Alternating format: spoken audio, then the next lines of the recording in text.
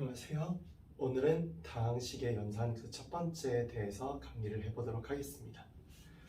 우선 첫 번째로 다항식의 기본적인 용어를 정리해 보도록 하겠어요. 우선 1번 항에 대한 설명 보도록 할게요. 항은 다항식을 구성하는 기본 단위입니다. 그러니까 다항식이라고 하는 것을 구성하는 하나하나의 단위가 있는데 그 단위를 우리는 항이라고 불러준다는 거예요. 그리고 그 단위는 수 또는 문자의 곱으로 이루어져 있다라고 나와 있죠.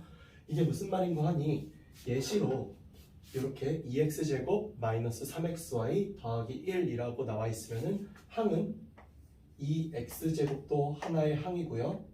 마이너스 3xy도 하나의 항이고 1도 하나의 항이라고 할 수 있다라는 얘기예요.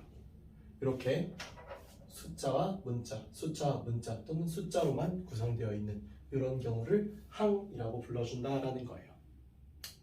두 번째로 개수는 항에서 문자 이외의 부분을 의미합니다. 예를 들어서 여기 있는 개수를 제가 노란색으로 표현한다라고 하면은 여기 이 부분이 개수겠죠? 마찬가지로 이것도 개수라고 할 수 있을 것 같아요. 그래서 문자 이외의 부분을 우리는 개수라고 불러주겠다라는 거. 세 번째로 차수는 그럼 뭐냐?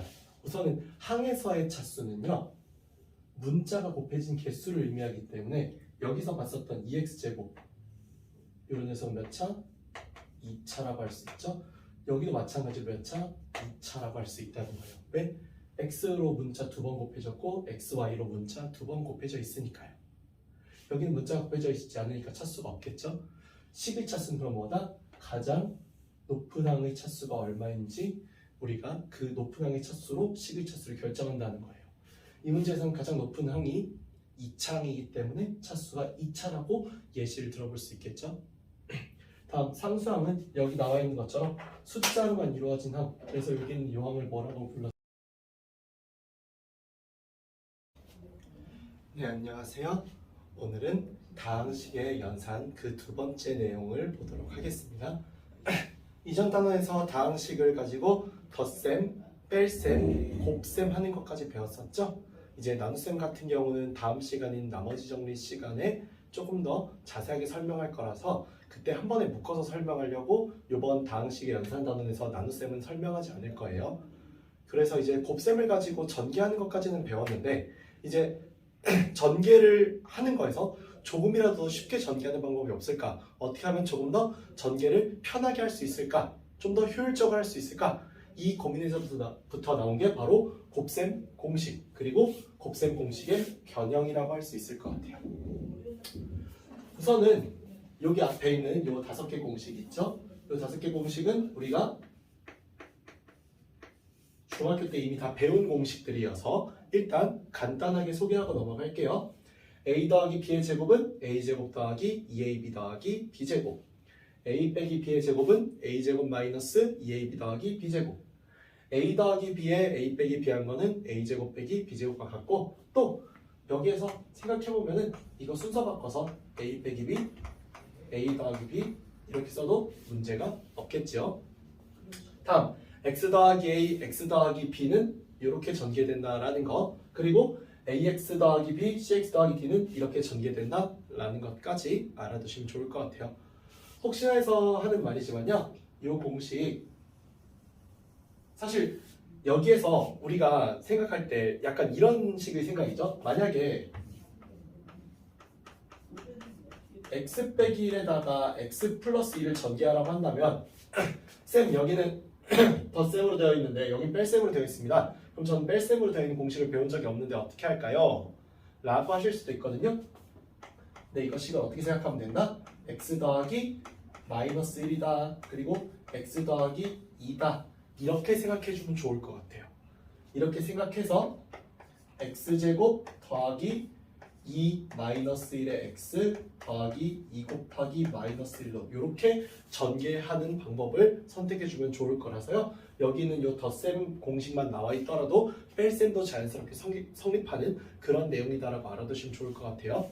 어쨌거나 중학교까지 배웠던 우리 곱셈 공식 다시 한번 복습하고 이제부터 고등학교에서 배우는 공식이에요. 고등학교에서 배우는 공식을 보면은 a 더하기 b의 세제곱은 a 세제곱 더하기 3a제곱 b 더하기 3ab제곱 더하기 b 세제곱으로 나와있죠. 또 a 빼기 b의 세제곱은 a 세제곱 빼기 3a제곱 b 더하기 3ab제곱 빼기 b 세제곱이다. 각각 여기 풀만 다르고 여기 풀만 다르죠? 이렇게 세트 메뉴로 외워주면은 외우기가 쉬울 것 같아요. 다음 두 번째는요. a 더하기 b 더하기 c의 제곱은 a제곱, b제곱, c제곱 하나씩 두고 a, b, b, c, ca도 두 개씩 꼭 이렇게 두는 걸로 이렇게 얘는 따로 외워주시면 좋습니다. 다음 9번과 10번도 세트로 외우면 좋은데 여기가 플러스일 때는 여기 가운데 AB 쪽이 마이너스예요. 여기가 마이너스일 때는 가운데 AB 쪽이 플러스예요. 각각 그렇게 A세제곱 더하기 B세제곱, A세제곱 빼기 B세제곱으로 외워주시면 좋을 것 같아요. 그리고 가장 긴 공식 중 하나죠. 요거 둘을 곱해준 게 얼마가 나온다? A세제곱 더하기 B세제곱 더하기 C세제곱 빼기 3ABC가 나온다라는 거. 그리고 12번 A제곱 더하기 AB 더하기 B제곱 A제곱 빼기 AB 더하기 B제곱은 A4제곱 더하기 A제곱 B제곱 더하기 B4제곱이라고 나오는 마지막 공식까지 외워주시면 좋아요. 참고로 말씀드리자면 이 곱셈 공식은 1학년 때도 자주 쓰지만요. 2, 3학년 올라가도 자주 사용합니다. 굉장히 빈번하게 사용하게 되고 특히나 그런 공식들 골라보자라고 한다면 역시 누가 말해도 요 공식, 요 공식, 요 공식, 요 공식 4개 정말 많이 쓸 거고요. 얘네들도 많이 써요. 얘도 많이 쓰고요. 얘도 많이 씁니다. 그래서 1번부터 4번, 6번부터 10번까지는 올라가면서 또 쓸 수 있고 앞으로 계속 사용할 거기 때문에 특히 더 많이 외워두시면 좋아요. 특히 더. 알겠죠? 다음 곱셈 공식의 변형입니다. 여기는 곱셈 공식의 변형도 사실 어느 정도까지는 중학교 때 배웠을 거예요. 이렇게. 그렇죠? 그러면은 우리 여기서 나오는 a제곱 더하기 b제곱이 요거에서 a 뺀 거라는 거, 다음에 a 빼기 b의 제곱에서 2ab 더한 거라는 거 우리 알고 있죠? 알고 있는 거대로 배우면 해보면 될 거고, 다음 a 더하기 b의 제곱은 a 빼기 b의 제곱 더하기 4ab이다. a 빼기 b의 제곱은 a 더하기 b의 제곱 빼기 4ab이다 라고 나와 있는 거 이렇게 보면 되겠죠. 다음 세 번째부터 우리가 새롭게 배우게 되는 공식인데요. 요거 그리고 요거 마찬가지로 세트 메뉴로 외워두면 좋아요. 여기가 플러스면 여기가 마이너스, 여기가 마이너스면 여기가 플러스, 그리고 a 세제곱 플러스 b 세제곱 구할 때는 a 더하기 b를 가지고 만든다는 거, a 세제곱 빼기 b 세제곱을 만들 땐 a 빼기 b를 가지고 만든다는 거 세트 메뉴로 외워주면은 외우기 편하겠죠. 다음 이거 되게 당연한 공식이지 않습니까?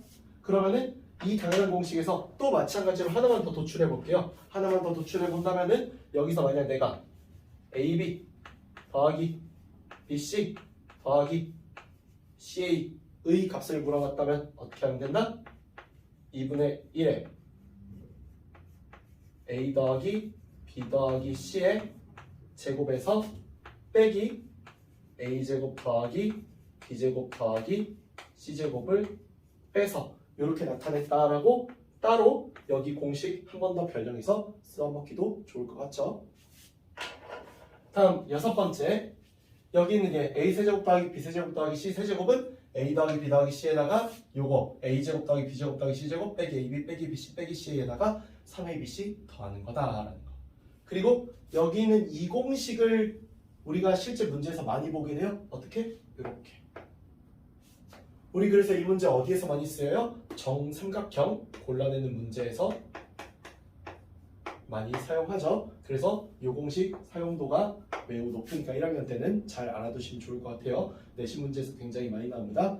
또 하나, 여기는 이것도 상당히 많이 쓰이는 공식 중 하나예요. 여기는 얘가 이런 형식으로 되어 있으면은 얘가 이렇게 인수분해 된다라는 거. 그리고 인수분해 되는 거와 별개로 이 공식으로도 표현할 수 있다라는 거 잘 알아두시면 좋겠죠. 여기 있는 이 공식은 제가 나중에 인수분해 단원 가서도 한 번 더 언급을 할 거예요. 상당히 중요한 공식 중 하나라서요. 알겠죠? 인수분해 공식 얘기할 때 한 번 더 그때 가서 언급하도록 하겠습니다. 이상 여기까지 해서 두 번째 강의 다항식의 연산 그 두 번째에 대한 내용을 봤습니다. 감사합니다.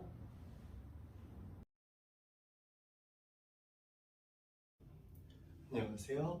오늘은 항등식과 나눗셈에 대해서 나가보도록 하겠습니다.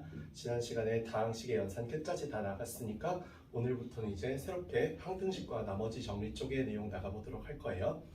우선은 지난 시간에 다항식 연산에서 하지 못했던 나눗셈 보도록 하겠어요. 다항식 AX를 BX로 나눈 몫을 QX, 나머지를 RX라고 한다면 우리는 나눗셈을 이렇게 표현할 수 있다는 거예요. 나눗셈으로 표현한 식의 핵심은 뭐냐? 우리는 나눗셈을 더 이상 나눗셈으로 보는 게 아니라 어떤 것으로 보겠다? 하나의 곱셈으로 보겠다라는 것이 여기 있는 이 식이 갖는 아주 중요한 의미예요. 단 여기서 조심해야 되는 게 우리가 실제 나눗셈에서도 예를 들어서 5로 나눴다라고 하면 나머지는 0부터 4까지 나오죠. 여기도 똑같아요. bx로 나누면은 bx로 나눈 거에 대한 나머지는 반드시 차수가 어떻게 돼야 돼요? bx의 차수보다 낮게 나가야 돼요. 예를 들어 3차식으로 여기 있는 식을 나눴다라고 하면은 나머지는 2차 또는 1차 또는 상수로 나와야 된다라는 얘기입니다. 그럼 실전 나눗셈을 어떻게 하고 또 어떻게 표현할 수 있는지를 생각해 볼게요. 실전 나눗셈은요. 여기 있는 이 식 2x 세제곱 빼기 2x제곱 더하기 4를 x제곱 빼기 2x로 나누겠다라고 했어요. 그러면은 2x 세제곱 빼기 2x제곱 더하기 4를 뭘로? 여기 있는 x제곱 마이너스 2x로 나눠볼게요. 나누려면은 여기 있는 이 차수를 하나씩 없애서 우리가 1차항을 만들어주는 걸 목표로 할 거예요. 무슨 뜻이냐?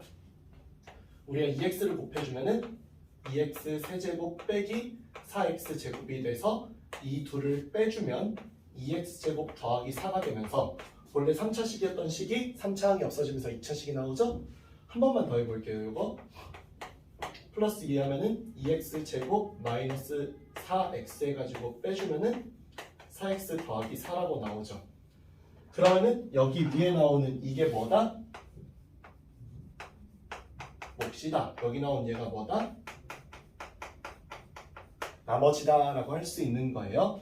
따라서 우리는 이 식을 이렇게 쓸 수 있게 되죠.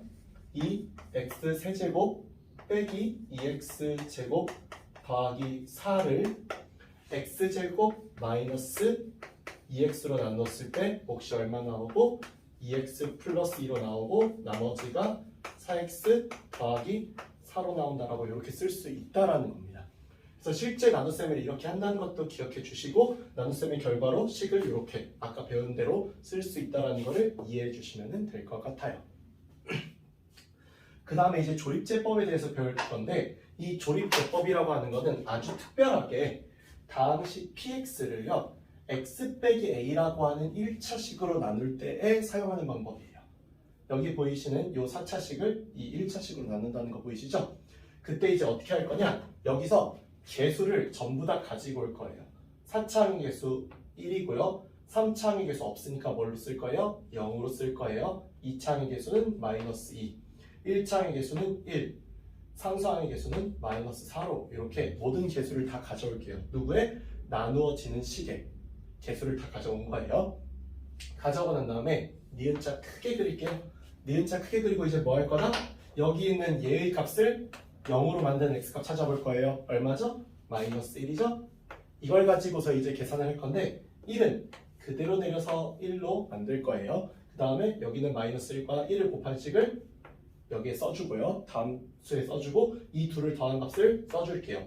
이 과정을 반복합니다. 곱하면 1, 더하면 마이너스 1, 곱하면 1, 더하면 2, 곱하면 마이너스 2, 더하면은 마이너스 6이 나오고 여기에 작은 니은자는 딱 그려줄게요. 그럼 이게 어떻게 되느냐? 우리는 여기 있는 여기 이 부분 있죠? 이게 뭐가 된다? 몫의 배열이 된다. 그리고 얘가 뭐다? 나머지다 라고 할 수 있어요. 무슨 말인고 하니 이 식을 얘로 나눈 몫은 얼마가 된다는 거예요? x 세제곱 빼기 x제곱 빼기 x 더하기가 몫이 될 거고요. 나머지가 얼마가 된다는 얘기? 마이너스 6이 된다는 얘기예요. 이런 계산 방법을 뭐라고 한다? 조립제법이라고 한다. 이 조립제법은 참 쉽고 편리한 데에 반해서 유일한 단점이 반드시 x 빼기 a로 나눌 때에만 정확하게 쓸 수 있다는 것 때문에 이거 이외의 식들은 전부 다 나눗셈으로 해주는 게 중요합니다. 이런 식이 아닌데 이런 식인데 이런 거를 조립제법으로 잘못 나누게 되면은 자칫 잘못하면 틀릴 수 있기 때문에 또 아예 성립이 안 될 수 있기 때문에 조심하셔야 돼요. 다음에 항등식에 대한 얘기 해볼게요. 항등식이라고 하는 것은요, 정의 자체가 특정한 문자에 대해서 항상 성립하는 등식을 항등식이라고 했어요. 표현을 살펴보면은 임의 실수 k에 대해서 항등식이 있다라고 이렇게 표현하기도 하고요. 또 실수 x에 대해서 관계없이라고 하기도 합니다. 두 표현법 다 매우 중요한 거니까 잘 기억해두면 좋겠어요. 이런 표현이 나오면 뭐라고 할 수 있다? 우리는 이 식을 항등식이라고 할 수 있다라는 거예요. 그 다음에 미정계수법이라고 하는 게 있는데요. 항등식의 성질을 이용해서 푸는 방식이에요. 이 미정계수법이라는 건요, 계수가 미지수인 것을 구하는 방법입니다. 방법은 크게 두 가지가 있는데 첫 번째가 계수 비교법이 있어요. 이 계수 비교법은 뭐다? 동류항의 계수끼리 비교하는 겁니다. 예를 들어서 x제곱의 계수는 x제곱의 계수와 항상 같아야 하기 때문에 이 계수끼리 비교하면 미정계수를 구할 수 있다는 뜻이죠. 다음 수치대입법도 있는데 이 수치대입법은 적당한 수를 대입해서 이 식이 항등식인 점을 이용해서 아무 수나 막 대입해도 되거든요. 그래서 적절한 수를 대입해서 여기 있는 식을 구하는 방법, 항등식임을 구하는 방법, 또 미정계수를 구하는 방법을 수치대입법이라고 불러줍니다. 이상 여기까지 해서 오늘은 세 번째 내용 항등식과 나눗셈에 대해서 배워봤습니다. 다음 시간은 나머지 정리와 인수 정리에 대해서 배울 거고 미정계수법에 대해서 조금 더 자세하게 설명하도록 하겠습니다. 감사합니다.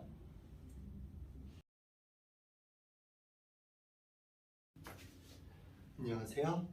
오늘은 나머지 정리와 인수 정리에 대해서 알아보도록 하겠습니다. 우선 나머지 정리가 뭐인지 또 인수 정리가 뭐인지 개념적인 정리부터 먼저 해볼게요. 나머지 정리라고 하는 거는요, 다음식 fx를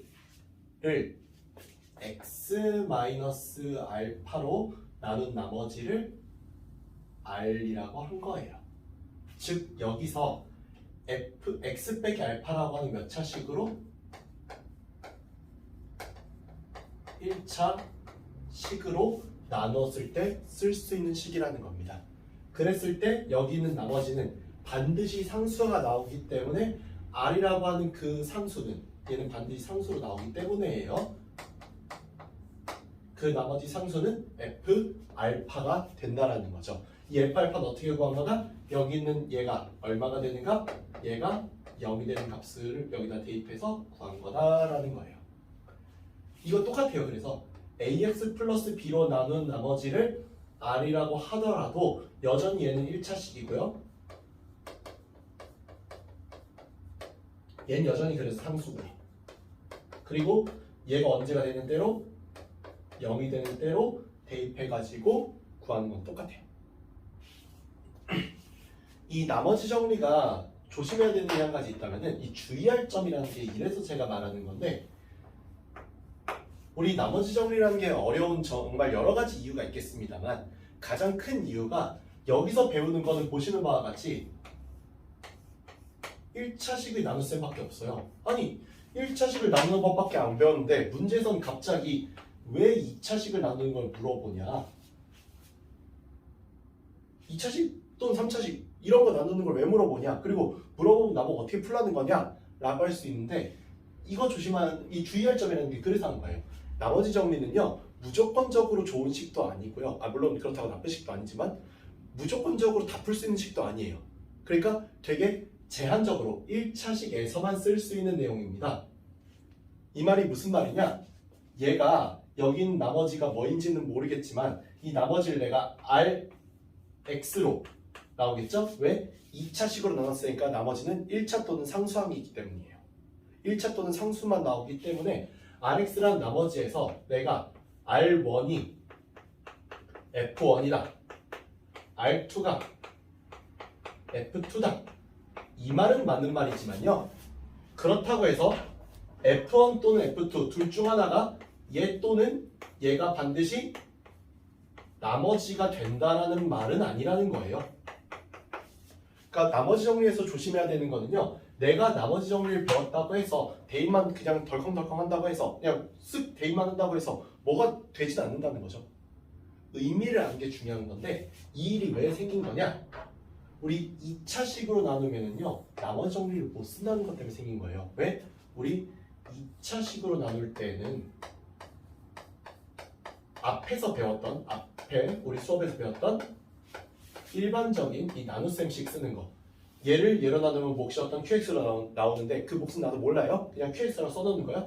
그리고 나머지를 RX라고 이렇게 쓰는 게 맞는 거다라는 거죠. 왜? 얘는 2차식으로 나눈 거에서 나머지 정리를 쓸 수 없기 때문에 일단 이렇게 써놓고 나서 보니까 여기에 1 대입했을 때 F1이 R1인 거는 맞는 말이 되는 거고 그래서 마찬가지로 F2가 R2인 것도 그래서 맞는 말이 되는 걸 뿐이지 뭐 이게 나왔다라고 해서 또는 뭐 이걸 나머지 정리를 배웠다라고 해서 얘가 갑자기 풀리고 이러는 건 아니에요. 그래서 우리 나머지 정리라고 하는 애를 배울 때 꼭 우리가 해야 되는 말 중 하나겠지만요. 나머지 정리는 무조건적으로 모든 걸 다 할 수 있는 식은 아닙니다. 굉장히 제한적 조건으로 할 수 있는 것들이 많아지는 거고 그 제한적 조건을 내가 잘 이렁이렁 맞춰주는 걸 통해서 문제를 풀 수 있는 방법이 생기는 걸 뿐이에요. 그래서 얘가 엄청난 공식이다. 뭐 무조건 외우기만 하면 다 풀 수 있다. 이런 생각은 하지 않으시는 게 좋을 것 같아요. 물론 이 이외에도 수없이 많은 나머지 정리의 내용이 있지만 자세한 것들은 이제 저도 학원에서 가르치고 그런 내용들이 있으니까 여기에서는 이 정도만 소개하고 마무리를 지을게요. 다음 인수정리라고 하는 것은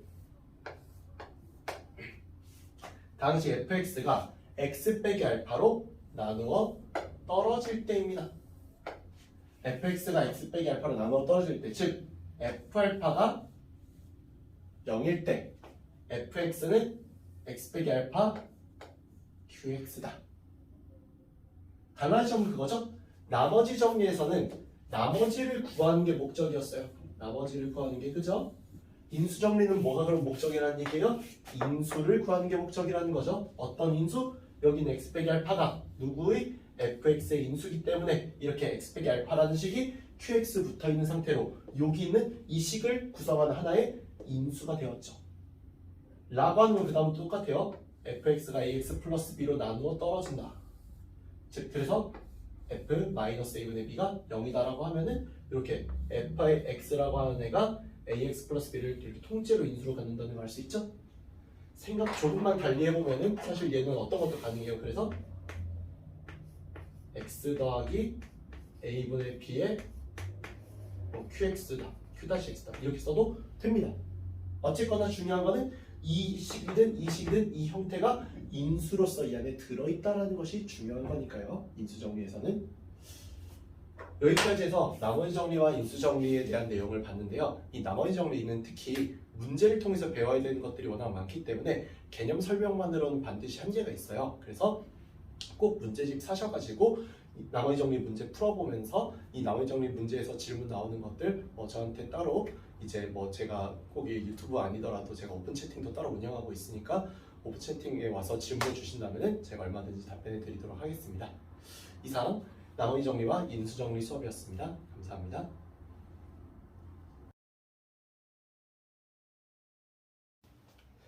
안녕하세요. 오늘은 인수분해에 대해서 강의해 보도록 하겠습니다. 우선 인수분해 정의가 뭔지 정의부터 보도록 할게요. 다항식을 2개 이상의 다항식의 곱으로 표현하는 것, 이것을 인수분해라고 해요. 어떤 얘기냐? A라고 하는 두 다항식에서 두 개의 항에서 A라고 하는 공통 인수를 우리가 볼 수 있었죠? 이 공통 인수로 묶어서 앞에 있는 식을 표현하게 되면은 다항식 두 개의 곱셈으로 우리가 이 식을 다시 표현할 수 있게 되죠. 이렇게 표현하게 되는 이 녀석을 우리는 인수분해라고 불러준다라는 거예요. 그러면은 얘도 둘 다 뭐다? 앞에서 봤었던 MA 더하기 NA의 인수다라고 할 수 있는 이런 상황이 되는 거예요. 그래서 우리는 이 다항식의 표현을 다항식의 또 다른 곱으로서 표현을 바꿔주는 방법으로 요거 나중에 2차 방정식이나 아니면 다른 방정식에서 써먹기 좋아서 배운다라고 생각해주면 좋을 것 같아요. 그럼 이제 인수분해 공식은 뭐가 있느냐? 우선은 여기 있는 1번부터 5번까지의 이 공식은 우리 중학교 때 배웠을 거예요. 그래서 좀 빠르게 넘어갈게요. a제곱 더하기 2ab 더하기 b제곱은 a 더하기 b의 제곱, a제곱 마이너스 2ab 더하기 b제곱은 a 빼기 b의 제곱, a제곱 마이너스 b제곱은 a 빼기 b, a 플러스 b, x제곱 더하기 a 더하기 b, x 더하기 ab는 x 더하기 a, x 더하기 b, acx제곱 더하기 ad 더하기 bcx 더하기 bd는 ax 플러스 b, cx 플러스 d. 이렇게 인수분해 되는 거 다 우리 중학교 때 배운 내용이죠. 자, 그럼 이제 고등학교 때 배운 내용은 뭐가 다르냐? 우리 앞서 배웠던 곱셈 공식으로 이렇게 전개시켰던 거 다시 이렇게 인수분해 해주는 거 배울 거예요. 그죠? a제곱 더하기 b제곱 더하기 c제곱은 c제곱 더하기 2ab 더하기 2bc 더하기 ca는 a 더하기 b 더하기 c의 제곱이다. 또 마찬가지로 여기 이 공식도 우리 외워야겠죠? a 세제곱 더하기 3a 제곱 b 더하기 3a b제곱 더하기 b 세제곱은 a 더하기 b의 세제곱, a 세제곱 빼기 3a 제곱 b 더하기 3a b제곱 빼기 b 세제곱은 a 빼기 b의 세제곱이다. 외우셔야 되는 내용일 거예요. 알았죠? 다음 a 세제곱 더하기 b 세제곱은 a 더하기 b, a 제곱 마이너스 ab 더하기 b 제곱, a 세제곱 빼기 b 세제곱은 a 빼기 b, a 제곱 더하기 ab 더하기 b 제곱. 다음 x 세제곱 더하기 a 더하기 b 더하기 c x 제곱, ab 더하기 bc 더하기 c x 더하기 abc는 x 더하기 a, x 더하기 b, x 더하기 c로 봐주는 거. 다음 a 세제곱 더하기 b 세제곱 더하기 c 세제곱 빼기 3abc는 a 더하기 b 더하기 c, a제곱 더하기 b제곱 더하기 c제곱 마이너스 ab 마이너스 bc 마이너스 ca. 다음 a 4제곱 더하기 a제곱 b제곱 더하기 b 4제곱은 a제곱 더하기 ab 더하기 b제곱 a제곱 마이너스 ab 더하기 b제곱이다 라고 이렇게 외워주는 거 잊지 맙시다. 우리 고등학교 때 새롭게 배우는 공식 알아둘게요. 그 다음에 인수분해 단원에서 배우면 원래는 배울 필요까지는 없는데 문제를 풀기 위해서는 꼭 알아야 되는 여러 가지 공식의 표현들이 있어요. 그런 것들을 여기서 오늘 간단하게 얘기를 할게요.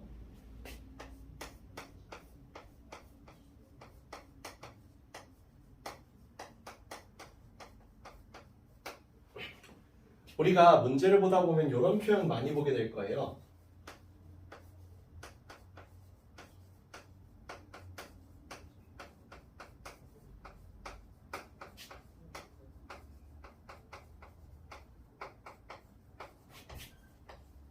이 표현 겁나 많이 보게 될 건데 이 표현은 이제 인수분해 공식이 따로 있어요. 있는데 이게 공식으로 써놓는 경우들이 많지 않기 때문에 여러분들이 따로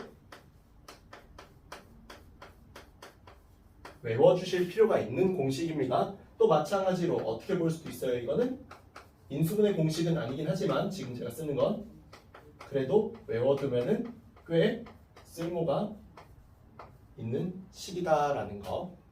또 마찬가지로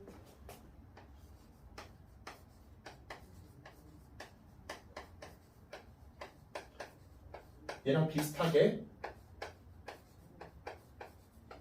이런 공식도 있습니다. 얘는 어떻게 나오느냐 답이 마이너스 a 빼기 b, b 빼기 c, c 빼기 a로 나온다는 거. 우리 이 공식은요 여기서 새롭게 추가로 배우면서 꼭 익혀두시길 바랄게요. 뭐 몇몇 문제집에는 이게 순환형이라는 개념으로 순환형 공식이라는 개념으로 나와 있을 거예요. 몇몇 책에는. 그런 책에 있는 공식까지 우리가 따로 또 기억해 주도록 합시다. 이상 여기까지 해서 이번에는 5단원 인수분해에 대해서 배워봤어요. 다음 시간에는 이제 또 여러 가지 다양한 식들의 인수분해 하는 방법 알아보도록 하겠습니다. 감사합니다.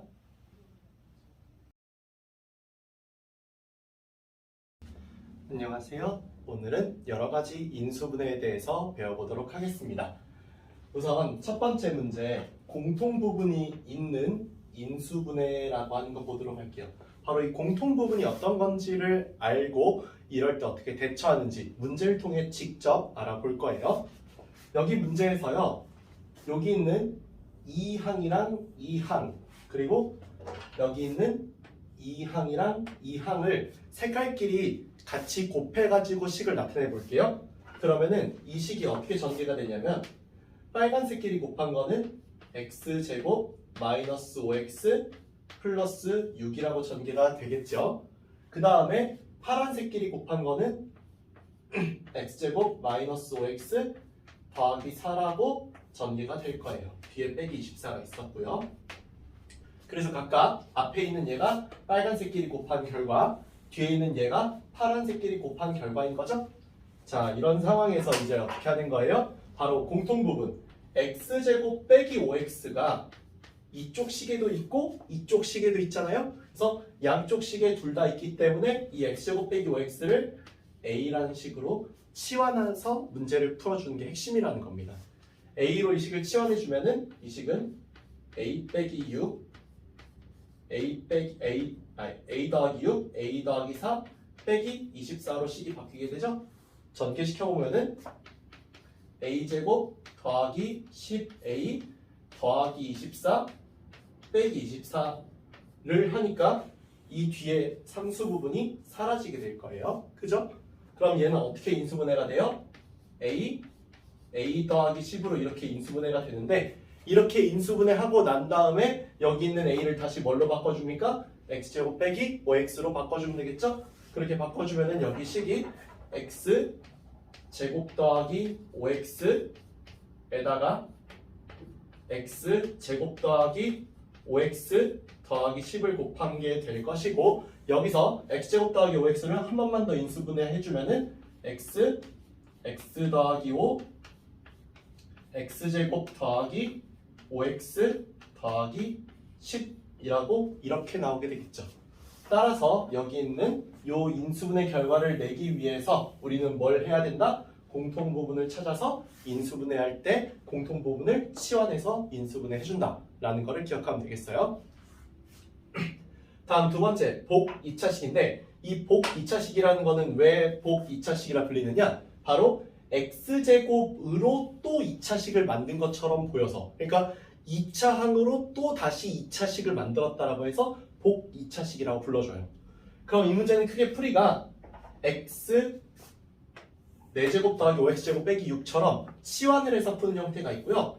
얘처럼 치환이 안 되는 형태가 있다라는 건데, 풀이의 차이점을 보시면서 아, 저런 차이가 있구나, 그래서 이럴 때는 이렇게 푸는 거구나 라는 거를 직접 봐주시면 될 것 같아요.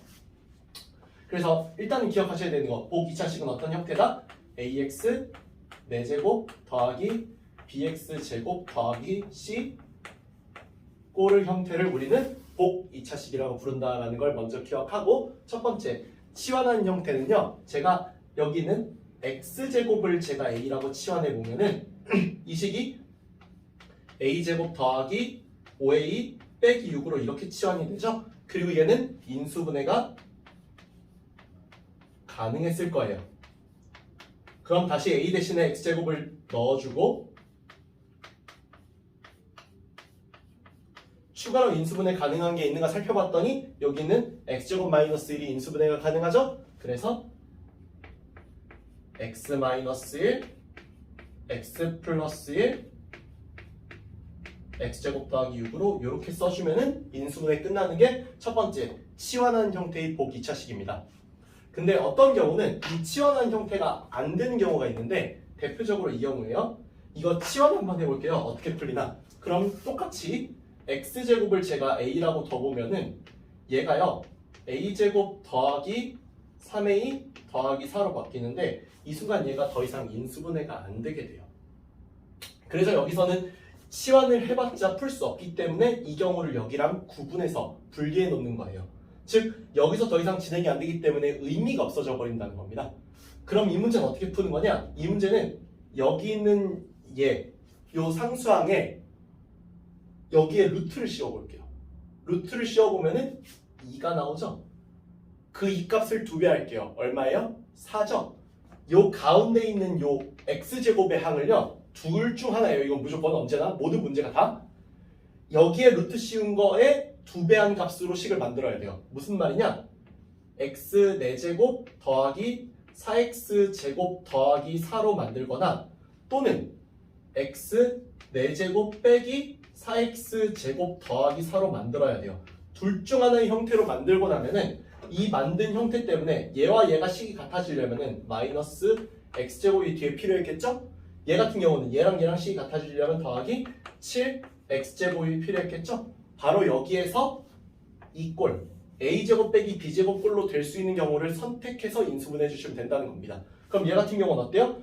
얘는 a제곱 빼기 b제곱, 그러니까 여기가 완전제곱식이 되고 빼기 b제곱의 형태를 띌 수 있지만 얘는 어떻습니까? 얘는 얘까지는 a제곱이 되는데 얘가 빼기 b제곱의 형태가 안 되게 되죠? 그래서 이 경우는 얘가 탈락이 되는 거예요. 얘만이 맞는 답이 된다는 겁니다.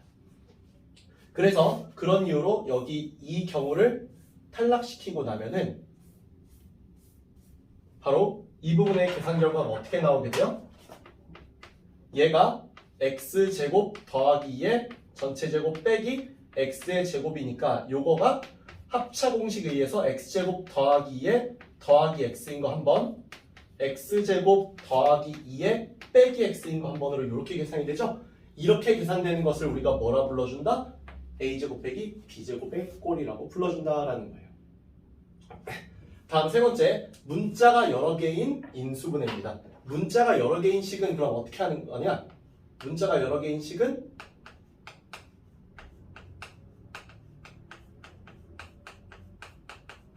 최고차가 가장 낮은 문자를 찾습니다. 예를 들어서 A 같은 경우는 3차죠. B 같은 경우도 3차죠. C는 몇 차예요? 2차죠. 그럼 여기서 최고차가 가장 낮은 차수는 C, 2차항이겠죠? 그 C로 내림차순 정리를 합니다. 예를 들면 얘 같은 경우는 C제곱으로 묶어주면은 A 더하기 B, 그리고 C제곱 없는 것끼리 묶어주면은 A 세제곱 더하기 B 세제곱이죠?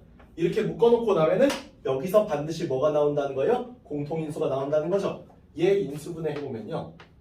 C제곱에 A 더하기 B는 그대로 놔두고 여기 뒤에가 뭘로 인수분해돼요? A 더하기 B에 A제곱 마이너스 AB 더하기 B제곱으로 이렇게 인수분해되죠? 그럼 여기에 A 더하기 B가 공통인수로 나오니까 그 공통인수인 A 더하기 B로 묶어주면은 A제곱 빼기 AB 더하기 B제곱 더하기 C제곱이라고 나오는 거죠. 이렇게 해서 인수분해해야 여기는 인수분해가 되기 때문에 항상 언제나 최고차항이 가장 낮은 문자를 찾아주는 거를 꼭 기억해 주시면 되겠어요.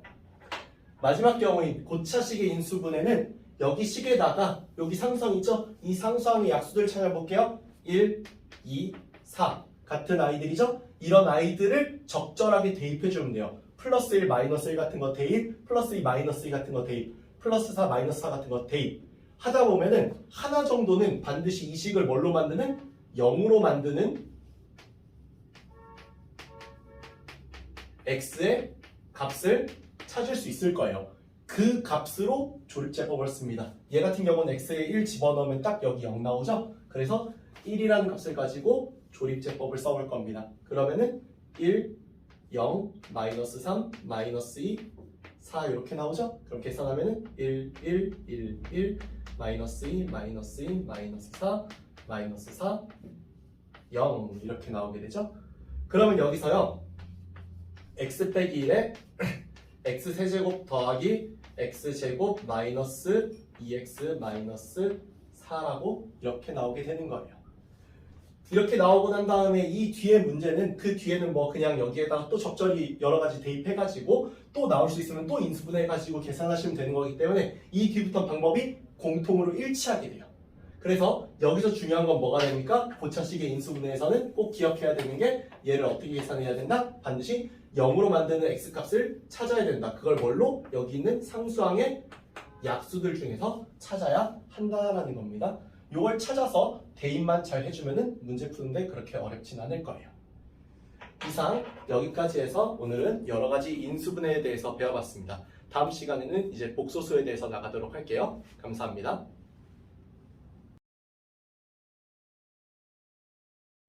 안녕하세요. 오늘은 복소수의 정의와 켤레 복소수에 대해서 배워보도록 하겠습니다. 우선 첫 번째 정의부터, 허수단위 i의 정의부터 보도록 할게요.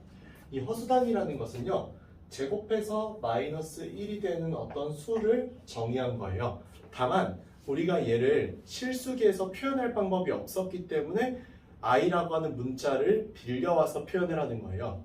만약에 얘를 굳이 표현하자면은 i는 루트 마이너스 1 이렇게 돼야 되는데, 당연한 얘기겠지만 우리 중학교 3학년 때 배운 제곱근의 정의에 의하면 루트 a가 이렇게 있을 때 a는 0보다 크거나 같아야 하고, 또한 이 루트 a 자체도 그에 따라 0보다 크거나 같아지는 수기 때문에 우리가 이 루트 안에 마이너스 1을 대입할 수 있는 요 근거식이 없어요.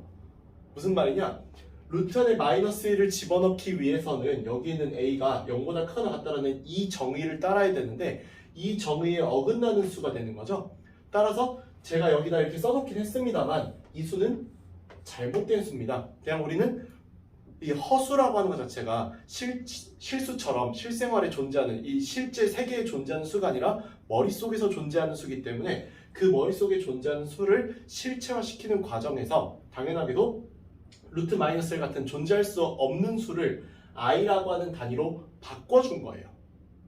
즉 우리가 루트 마이너스 1로 실제로 쓰는 게 수학적 정의에 맞지 않기 때문에 i라고 하는 문자를 빌려와서 허수 단위라고 하는 것을 새롭게 만들었다는 거죠. 그래서 이렇게 허수 단위라는 개념을 통해서 우리는 복소수를 정의 내리는 방법을 마련했다라고 생각하시면 돼요. 뭐 당연하게도 그렇기 때문에 a가 0보다 클 때 루트 마이너스 a라고 하는 얘는 당연히 이 루트 안에 있는 이 수가 뭐가 된 거예요? 이제 그러면 음수가 된 거죠? 이 음수는 이제 어떻게 되는 겁니까? 이렇게 밑으로 옆으로 i라는 값으로 빼줘서 루트 a의 i라고 표현을 해야겠죠? 그래서 여기도 제가 써놨지만 제곱근 안에는 0 이상의 수만 존재 가능하다. 아까 여기서 썼다시피 a는 0보다 크거나 같아야 한다 라는 것 때문에 여기는 루트 마이너스 a가 루트 a의 i라고 나온 거다 라는 거 기억하실게요. 그렇게 되면은 이제 두 번째, 복소수라고 하는 개념이 여기 있는 허수 단위를 바탕으로 나오게 되는데, 이 복소수라고 하는 거는요, 의미를 찬찬히 뜯어보면은 복자가 겹칠 복자예요. 소자는 원소할 때 소자고요. 그러니까 요소가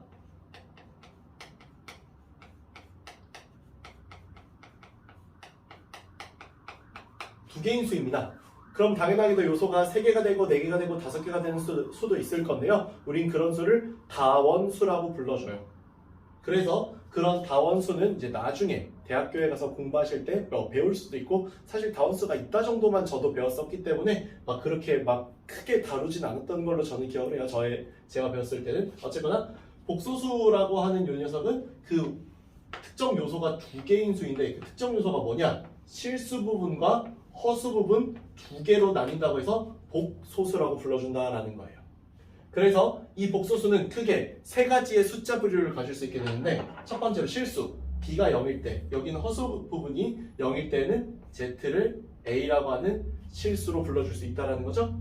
또한 이번에는 a가 0이고 b가 0이 아닐 때, 즉 z가 이런 bi꼴로 나올 때에는 순수하게 허수 단위 부분만, 허수 부분만 있기 때문에 우린 얘를 순허수라고 불러준다라는 거.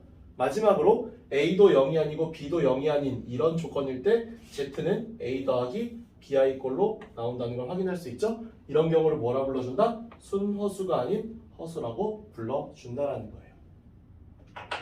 그래서 여기서 나오는 이 z는 아까도 말했다시피 2개의 요소로 구성된 수기 때문에 이 앞부분을 우리가 뭐라 불러줄 거다? 실수 부분이라고 불러줄 거다. 그 다음에 여기 있는 i 빼고 이 b 이 부분을 우리가 뭐라고 불러줄 거다? 이 b 이 부분을 우리는 허수 부분이라고 불러줄 거다. 여기는 i는 앞에서 배운 대로 허수 단위겠죠? 그래서 복소수라고 하는 건 어떻게 구성되어 있다? 실수 부분과 허수 부분, 허수 단위로 구성되어 있다 라고 기억해 주시면 좋을 것 같아요. 다음, 켤레 복소수. 이 켤레라고 하는 개념이 나오게 되는데, 여러분들 신발을 떠올려 보시면 좋을 것 같아요. 또는 장갑도 좋고요. 신발도 그렇고 장갑도 그렇고 양쪽의 차이는 딱 하나밖에 없죠. 바로 뭐 왼손, 오른손 또는 왼발, 오른발이라고 하는 방향의 차이. 그죠? 그래서 여기는 복소수, 켤레 복소수의 정의도 마찬가지예요. 어떠냐?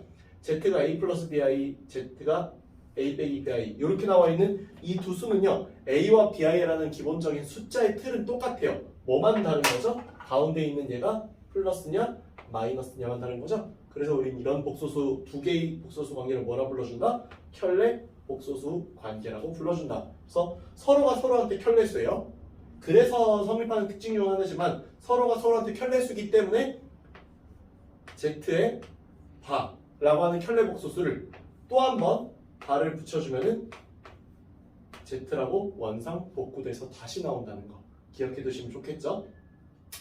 이런 켤레 복소수는 여러 성질이 있는데 켤레 복소수가 되어 있는 수, 그러니까 Z1하고 Z2를 더하거나 빼고 그 수를 전체적으로 켤레를 씌우면은 켤레 복소수끼리 더하거나 빼는 거와 같다라는 거죠. 마찬가지로 Z1, Z2 곱해준 다음에 켤레 씌우면은 Z1, Z2 켤레 씌운 거끼리 곱한 거와 같은 거 나눗셈도 마찬가지로 성립한다라는 거. 그래서 연산의 기본적 법칙이 성립한다는 것과 켤레 복소수 한 번 더 씌우면은 다시 켤레 복소수 다시 원래 복소수로 나온다라는 거 알아두시면 좋을 것 같습니다. 이상 여기까지 해서 복소수의 정의와 켤레 복소수에 대해서 배워봤어요. 다음 시간에는 복소수를 연산하는 방법 그리고 또 그 다음 시간에는 복소수에서 꼭 기억해야 되는 몇몇 개의 복소수에 대해서 얘기해 보도록 하겠습니다. 감사합니다.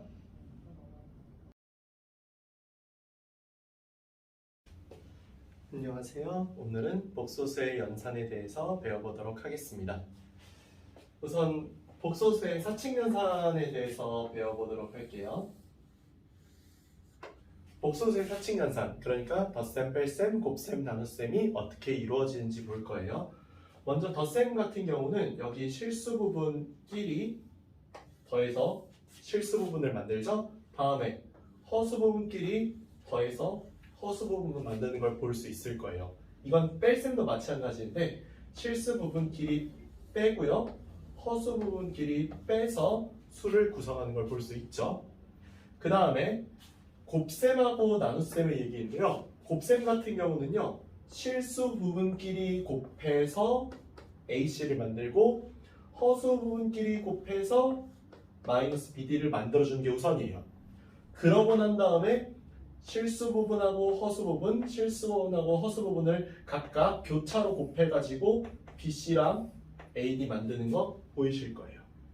그래서 계산 방식에 어떤 차이가 있냐면은 덧셈 뺄셈 할 때는 실수 부분은 실수 부분끼리, 허수 부분은 허수 부분끼리 이렇게 계산하면 되는 거고 곱셈부터는 실수 부분, 허수 부분을 먼저 계산해서 따로 실수 부분으로 뽑아내 놓고 그 다음에 허수 부분하고 실수 부분을 교차로 곱해서 허수 부분을 만들어내면 된다라는 거죠.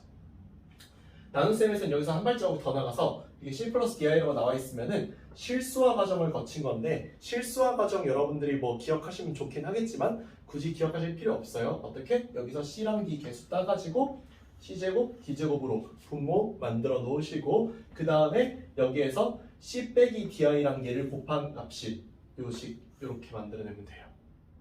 그래서 계산 어떻게 하면 되느냐? C랑 곱하고 D랑 곱해갖고 이렇게 만들어내시고 BC, AD로 이렇게 만들어낸다라고 외워주셔도 좋습니다.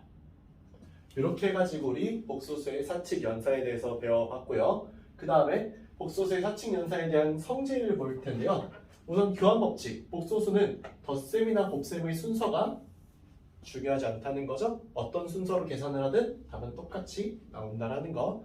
다음 결합 법칙, 어떤 계산을 먼저 해도 상관이 없다라는 겁니다. 그거는 곱셈도 마찬가지죠. 특정한 계산을 먼저 한다고 해서 여기 있는 계산 값이 달라지거나 하진 않는다는 거예요. 즉 교환법칙과 결합법칙의 차이는요. 교환법칙은 Z1이 더해지는 위치에 상관이 없다라는 것이고 결합법칙은 Z1이 더해지는 순서에 상관이 없다라는 거예요. 다음 분배법칙은 이렇게 곱해져 있는 거 이렇게 분배해서 따로 계산해도 된다. 또는 반대로 따로 계산되어 있는 거를 합쳐도 된다라는 것으로 받아들여주면 좋겠습니다. 다음 켤레 복소수의 연산 성질인데 이게 실제 문제에서 제일 많이 쓰이는 애 중 하나죠. 실전 문제에서 굉장히 많이 쓰이는 문제인데 켤레 복소수는요 무조건 덧셈과 곱셈은 반드시 실수의 값을 만들어낸다는 걸 알아두시면 좋아요. 그 다음에 뺄셈이 조금 관건인데 이렇게 만들어진 게 순허수이거나 또는 아예 0일 수도 있기 때문에 여기서 실제로 많이 나오는 말 중 하나입니다. Z 빼기 Z반은 반드시 순허수가 된다 라는 이런 말 무조건 틀린 말이에요. 얼핏 보기엔 맞는 말 같아 보이지만 B가 0이 돼버리면 0이 나와버리기 때문에 B가 0이 아니라는 가정하에서만 순허수라는 말이 무조건 맞는 말이 되는 거예요. 그래서 순허수 또는 0이 나올 수 있다는 거 우리 이거 진입판정 문제, 기억, 니은, 디귿 문제에서 많이 써먹는 장치 중 하나입니다. 마지막 네 번째로 서로 같은 복소수, 복소수의 상등, 복소수가 서로 같을 조건, 뭐 여러 가지 이름으로 단원이 불려요. 그랬을 때 A 더하기 BI가 0이다라고 한다면은 얘는 실수 부분도 0이고 허수 부분도 0이다 라는 뜻이고요. 두 개의 복소수가 서로 같다라고 했으면은 실수 부분은 실수 부분끼리 같아야 하고 허수 부분은 허수 부분끼리 같아야 한다라는 내용 되겠습니다.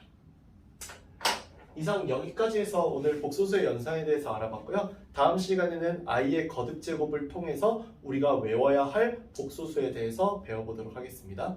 감사합니다.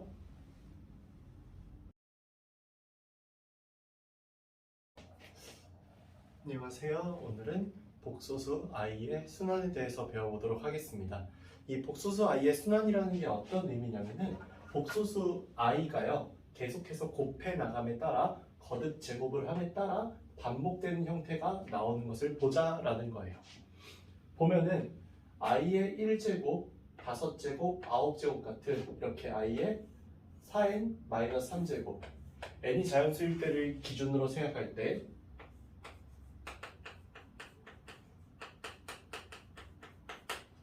(1제곱, 5제곱, 9제곱) 같은 이 모든 값들은 계속 i라는 값만 나온다는 겁니다. 여기에 이 거듭제곱 차수가 올라감에도 계속 그 값은 i라는 값으로만 등장한다라는 거죠.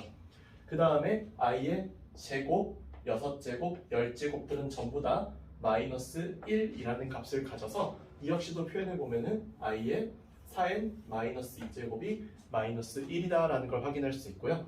또 마찬가지로 i의 세제곱, 7제곱, 11제곱도 전부 다 i의 4n-1제곱으로서 마이너스 1이라는 값을 갖게 되고 i의 4제곱, 8제곱, 12제곱은 전부 다 4n제곱의 형태로서 1이라는 값을 갖게 된다라는 것으로서 이 복소수 i는요 어떻게 순환을 갖냐, i 값에서 마이너스 1로 넘어가고 마이너스 i가 되고 1로 넘어가고 다시 i로 돌아오는 이렇게 순환하는 구조를 갖는다는 거예요. 뭐에 따라서? 거듭 제곱을 함에 따라서요.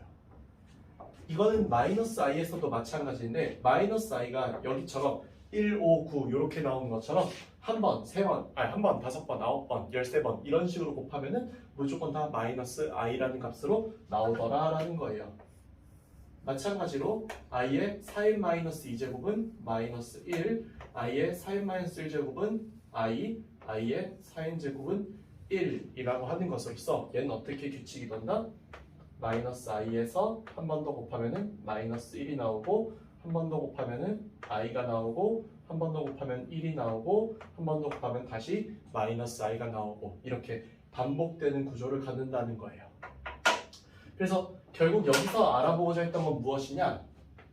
나 어떤 i의 n제곱 또는 마이너스 i의 n제곱의 값을 크게 네 가지로만 말할 수 있다는 거죠. i, 마이너스 1, 마이너스 i, 1 또는 여기처럼 마이너스 i, 마이너스 1, i, 1 이렇게 네 가지 값 중 한 가지 값으로만 계속 돌아가면서 순환하면서 나오는 것을 여기서 배우게 되겠습니다.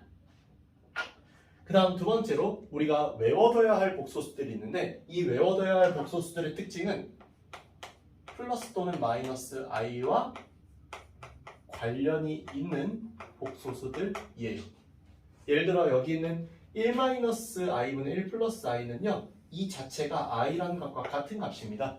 그러면은 내가 문제를 예를 들어서 이렇게 1-i분의 1 플러스 i의 15제곱이다. 만약 이렇게 나왔다라고 한다면 얘는 사실상 i의 15제곱과 같다라는 거죠. i의 15제곱이면은 이쪽 4n-1쪽이기 때문에 마이너스 i라고 나오더라 라는 거죠. 이렇게 계산할 때 쓰기 위해서 이 복소수를 외워줄 필요가 있더라 라는 거예요. 그래서 우리가 외워둬야 되는 거 1-i분의 1 플러스 i가 i고요. 다음 루트 2분의 1 플러스 i는 제곱하면 i가 나옵니다. 세 번째로 마이너스 i분의 1도 i라고 나오고요.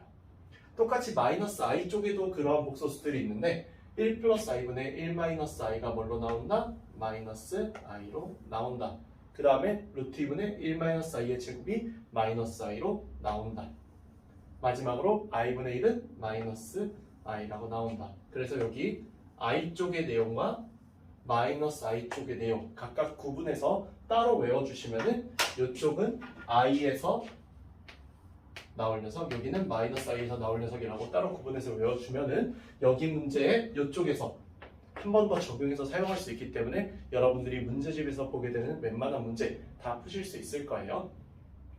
다음, 음수의 제곱근이라는 건데 사실 이 음수의 제곱근은 이 존재 자체가 그렇게 막 엄청 좋은 개념이다라고 볼 수는 없어요. 왜냐면은 우리 배운 대로라면 사실 루트의 마이너스 a 이런 식으로 나와 있으면은 루트 a의 i라고 뽑아내기로 했는데 그 뽑아내는 방법을 결론적으로 여기서는 외워서 사용하는 거기 때문에 엄청 좋다 이렇게 말할 수는 없지만 그래도 이거 외워두면은 도움 많이 되고 실제로 문제에서 오히려 더 많이 사용하는 표현이지 실질적으로 많이 쓰는 표현은 아니라는 거죠. 문제에서 우리가 AB라는 것의 크기 또는 AB의 부호를 알려주기 위해서 우리가 이 문제를 구성할 때, 문제를 만들 때 사용하는 표현법으로 많이 쓰이더라라는 겁니다.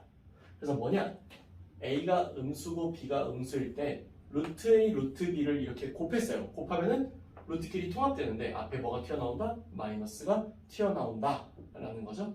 다음 마찬가지예요. A가 양수이고 B가 음수일 때이면은 이렇게 루트 B분의 루트 A라고 이렇게 계산하는 것이 마이너스 루트 B분의 A라고 나온다. 여기서 배우는 이 두 가지 내용은요.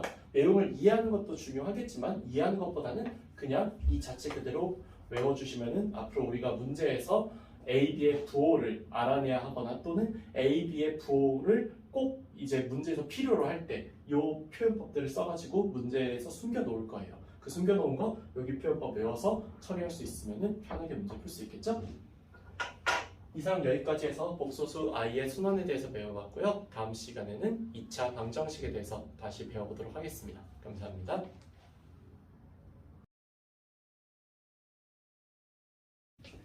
안녕하세요. 오늘은 2차 방정식과 판별식에 대해서 배워보도록 하겠습니다. 우선은 1차 방정식을 먼저 배우게 될 건데 2차 방정식 단원에서 갑자기 웬 1차 방정식인가 라고 할 수도 있겠지만요. 실전에서 보면은 1차 방정식 문제 꽤 많이 나오고요. 특히 절대값 붙어서 많이 나오니까 잘 알아두시는 게 중요해요. 또 하나, 여러분들 1차 방정식 하면은 원래 여기서 A가 0이 되지 않는다가 붙어있는 경우가 있는 게 정상이에요. 근데 여기 보시면은 1차 방정식이라고 안 하고 실전 문제에서는 보통은 방정식 ax 더하기 b는 0 이렇게 나온 경우들이 많거든요. 이때는 a가 0이 안 된다라는 이 조건이 없을 가능성이 많아요. 왜냐하면 없어야지만이 밑에처럼 답을 낼 수 있기 때문에. 그래서 실전에서는요, 여러분들 이렇게 a가 0이 아니다라는 조건이 없을 수 있다는 거. 그랬을 때는 a가 0이 아닐 때의 답을 내주는 것과 함께 두 가지 답을 더 내셔야 됩니다. 어떤 거? 해가 없다. 이때는 언제나 이렇게 a가 0이고 b가 0이 아닐 때. 실제로 a가 0이 되면은 여기 0x가 되는데 b가 0이 아니기 때문에 x에 뭘 집어넣어도 0이 아닌 b와 0이 같다라고 하는 말도 안 되는 식이 등장하게 되거든요. 그래서 이때는 반드시 해가 없다가 맞는 표현이에요. 두 번째, 해가 모든 실수일 수도 있습니다. 해가 모든 실수일 수 있는데 이때는 언제나 a가 0이고 b가 0일 때다. 이렇게 알아두시면 되겠고요. 두 번째로 2차 방정식의 해도 보도록 할 건데 2차 방정식 같은 경우는 ax 제곱 더하기 bx 더하기 c는 0이다 라고 나오고 이때는 반드시 최고차항이 0이 아니다라는 보장이 있게 되어 있습니다. 물론 우리 같은 경우는 여기 a가 1인 경우를 가장 많이 보긴 하죠. 그래서 인수분해를 통해서 2차 방정식의 해를 구하는 방법이 있는데 이렇게 되어 있는 애가 이렇게 인수분해가 가능하다 이런 경우들이 있어요. 대표적으로 이런 애들 어떻게 생겼냐면요. a x제곱 마이너스 a에 알파 더하기 베타에 x 더하기 a 알파 베타 이퀄 0 이렇게 생긴 녀석입니다. 그럼 얘가 이렇게 인수분해가 되는데 이렇게 인수분해 되면은 인수분해 결과 바탕으로 a는 0이 안 되니까 x 빼기 알파가 0이 되거나 또는 x 빼기 베타가 0이 돼야 여기는 이퀄 0이라는 식이 만족하겠죠? 그래서 x가 알파 또는 x가 베타라고 이렇게 답을 내주시면 되겠다라는 거.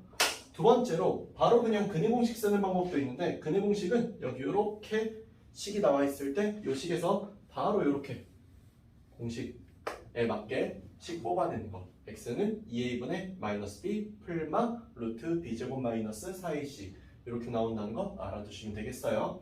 세 번째, 짝수분해 공식이라고 하는 게 있는데 여기 가운데 b 부분 있죠. 아까와 다르게 여기는 그냥 b라고 나와 있는데 얘는 짝수로 나와 있는 데가 있습니다. 이렇게 짝수로 나와 있으면은 x는 a분의 마이너스 b 다시 풀마 루트 b 다시 제곱 마이너스 ac라고 답을 내주는 거. 그리고 뭐 팁이라면 팁인데 여기서 뿐만이 아니라 여기 모든 경우에서 다 그래요. 최고차 함계수는 되도록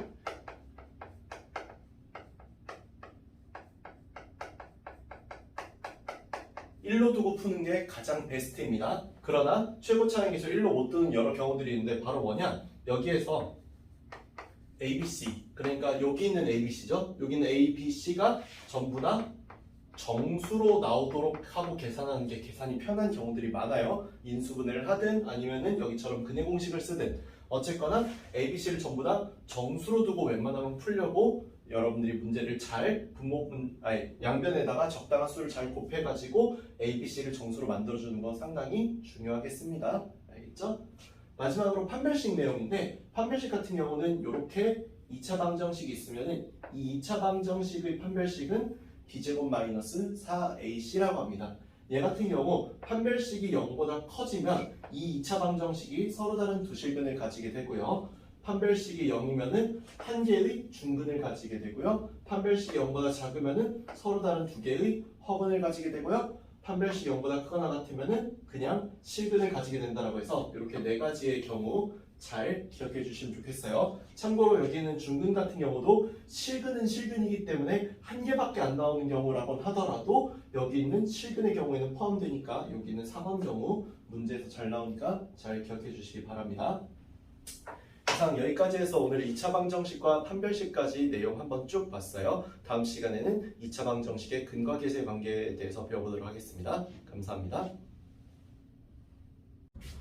네, 안녕하세요. 오늘은 2차 방정식의 근과 계수의 관계에 대해서 배워보도록 하겠어요. 우선은 2차 방정식의 근과 계수의 관계를 보시면은 2차 방정식이 이렇게 나와 있을 때 너무나 당연하게도 여기 있는 A 최고차항 A는 0이 되지 않아야 합니다. 그리고 여기 있는 두 근이 알파 베타라고 나온다는 말에서 이 두 근은요 실근이어도 되고 허근이어도 되는 그냥 실근 허근 상관없이 모든 근에 대해서 쓸 수 있는 내용이라는 게 여기서 중요해요. 그래서 두 근의 합 여기는 알파와 베타의 합은 항상 얼마로 나온다? 마이너스 A분의 B로 나온다. 두 근의 곱 알파 곱하기 베타는 얼마로 나온다? A분의 C로 나온다. 그리고 두 근의 차 둘을 뺀 것은 얼마로 나온다? 절대값 A분의 루트 B제곱 빼기 4AC로 나온다. 이 세 가지 공식을 가지고 여러 가지 문제에서 다 활용해서 풀 수 있기 때문에 여기 있는 2차 방정식의 근과 계수의 관계 매우 중요하다라고 할 수 있겠어요.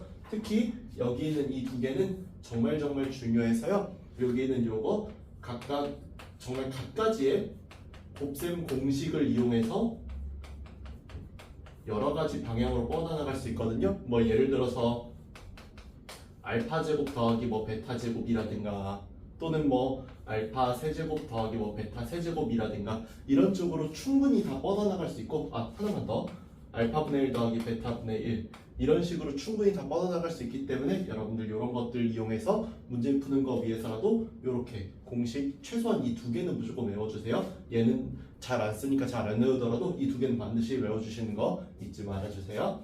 다음 두 근이 주어진 경우 2차 방정식을 만들 거예요.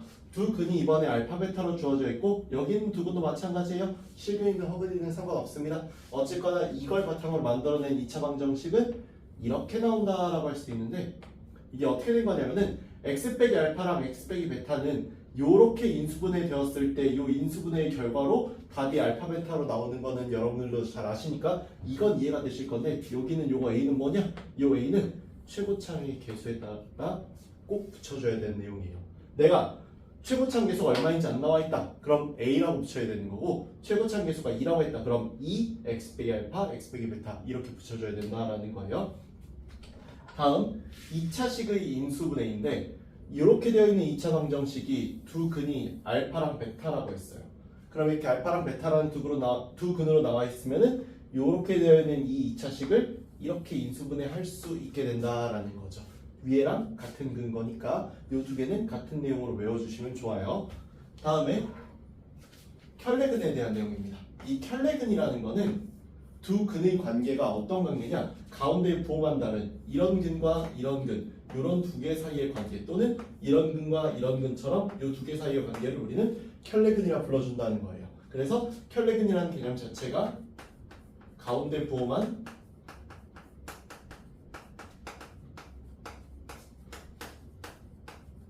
다른 두 근을 의미하게 돼요. 그랬을 때 2차 방정식 요거에 대해서 ABC가 모두 유리수라면은 이런 무리수 근을 가졌을 때 P 더하기 Q 루트 M이라는 무리수 근을 가졌을 때 또 다른 한 근은 반드시 P 빼기 Q 루트 M으로 켤레근을 가져야 한다라는 겁니다. 이럴 때 우리 보통 켤레 실수근이라고 불러주긴 할 거예요. 또는 켤레 실근이라고 불러주긴 할 거예요. 다만 요거는 뭐 잘 쓰는 용어는 아니니까 그냥 그런가 보다 해주시면 되고요. 다음에 ABC가 모두 다 실수다라고 하면은 여기는 P 플러스 QI가 한 근으로 나왔다면 또 다른 한 근은 반드시 P 빼기 QI로 나와야만 한다는 거. 여기도 켤레 복소수 근으로 불리긴 하는데 뭐 이건 알아두건 몰라도 그만인 내용이니까 이렇게 나온다는 거 잘 알아주실게요. 그래서 다시 한번 강조합니다만 두근의 합공식이랑 두근의 곱공식 이거 반드시 기억해 주시고 또 어떤 거 기억해 주신다? 이렇게 2차 방정식 작성하는 방법 이렇게 기억해 주신다. 또 뭐 또 기억해 주신다? 여기 켤레근 내용 기억해 주신다. 물론 이것도 당연히 중요하니까 이거 되면 자동적으로 되는 거니까 잘 알아두실게요. 이상 여기까지 해서 2차 방정식의 근거계수의 관계에 대해서 배워봤고 다음 시간에는 이차함수에 대해서 배워보도록 하겠습니다. 감사합니다.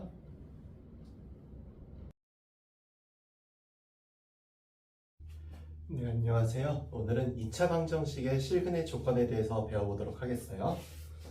첫 번째로 우선은 2차 방정식의 실근의 조건이라는 게 어떤 개념이냐면요. 실근 자체가 나오는 건 정해져 있는데 부호에 따라서 개수의 조건이 달라지는 경우 또는 근 자체가 특정한 값보다 크다 작다를 따지는 근의 분리 두 가지의 내용이 있다라고 할 수 있겠어요. 첫 번째로 실근의 부호부터 볼게요. 2차 방정식이 있었는데요. 2차 방정식 ax제곱 더하기 bx 더하기 c는 0의 두 근이 알파와 베타라고 했어요. 그리고 이 2차 방정식의 판별식이 d로 b제곱 마이너스 4ac로 나와 있고 두 근의 합이 마이너스 a분의 b, 두 근의 곱이 a분의 c라고 나와 있을 때 두 근이 모두 양수일 때, 음수일 때, 서로 다른 부호일 때를 나눠서 볼 거예요.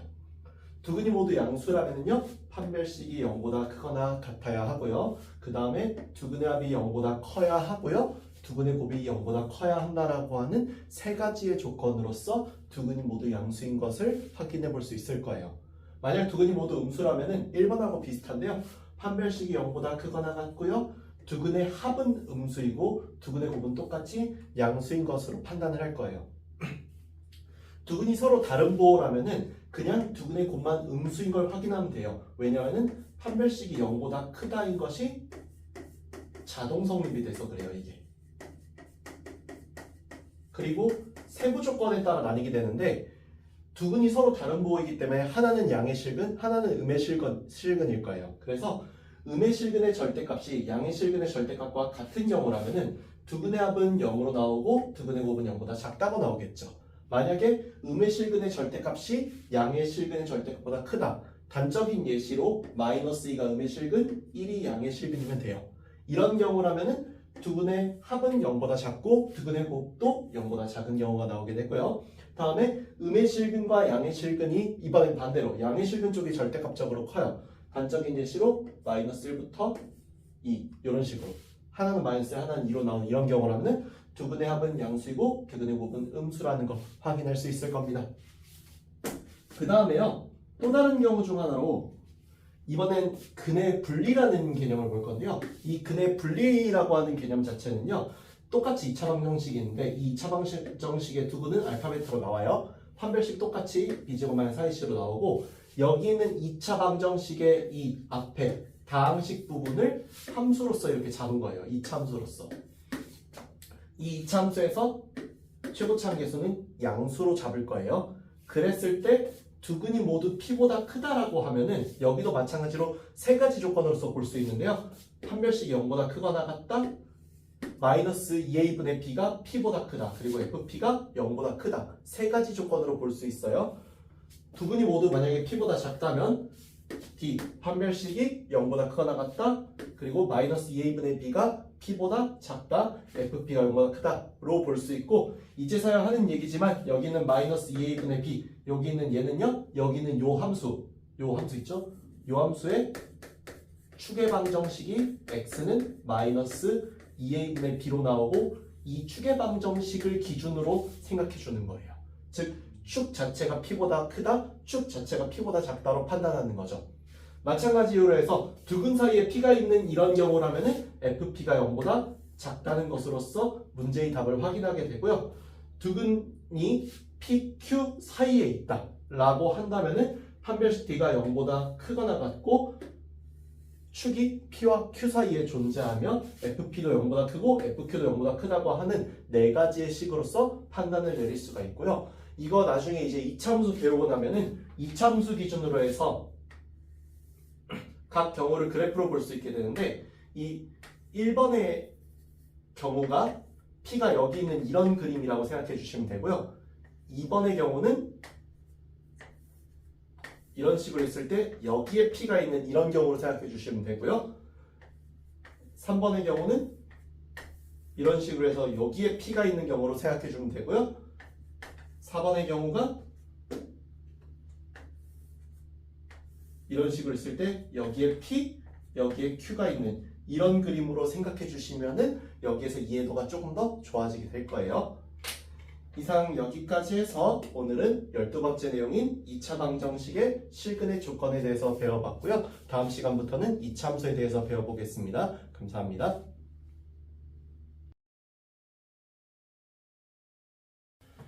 네, 안녕하세요. 오늘은 2차 방정식과 2차 함수의 관계에 대해서 배워보도록 하겠습니다.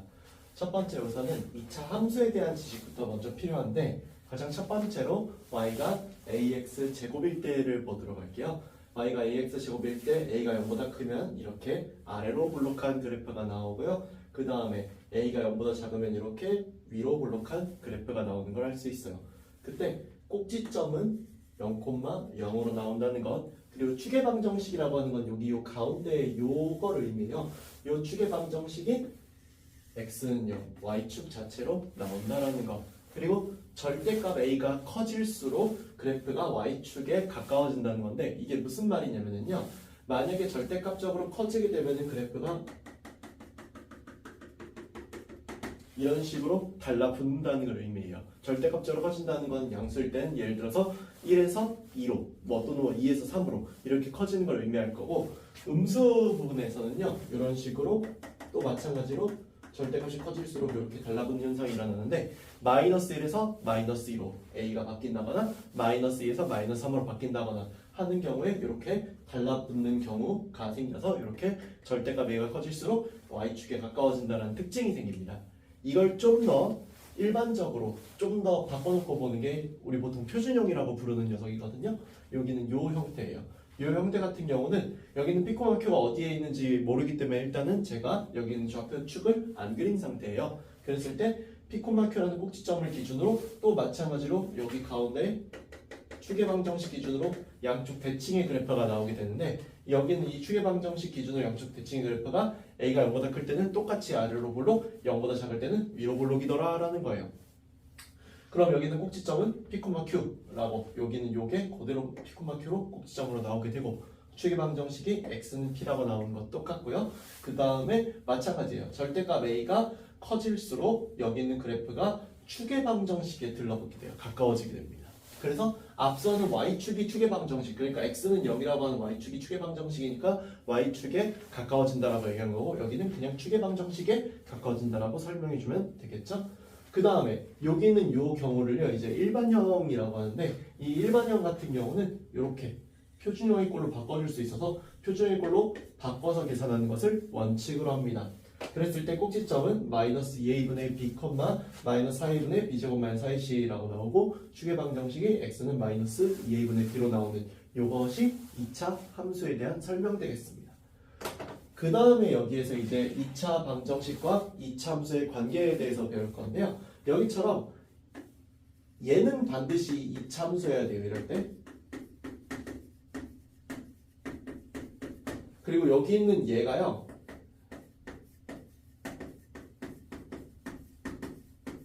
일차함수 또는 상수일 때, 상수함수일 때 많이 쓰이고요. 사실 2차함수로 해도 상관은 없어요. 상관없는데 2차함수로 보는 것보다는 보통 1차함수로 보는 게 좀 타당해가지고 1차 이하의 함수를 기준으로 볼 때 2차 방정식과 2차 함수의 관계는 두 개의 함수의 교점에 x좌표가 있을 겁니다. 그렇죠? 여기 두 개가 이렇게 교점에서 만나고 있고요. 이 만나는 교점의 x좌표가 여기 알파랑 베타로 나오는 거 보이죠? 이게 누구랑 값이 똑같다? 방정식 fx = gx의 실근과 똑같다. 다른 말로 얘기하면은 fx 빼기 gx = 0의 실근하고 똑같았겠죠? 그래서 거기 나오는 그 답이 x는 알파, x는 베타다 라고 나오는 이 관계를 우리는 2차 방정식과 2차 함수의 관계라고 불러준다는 거. 이거는 상당히 중요해요. 나중에 요거를 수투에 올라가서 미분이라는 단원으로 가게 되면은 방정식과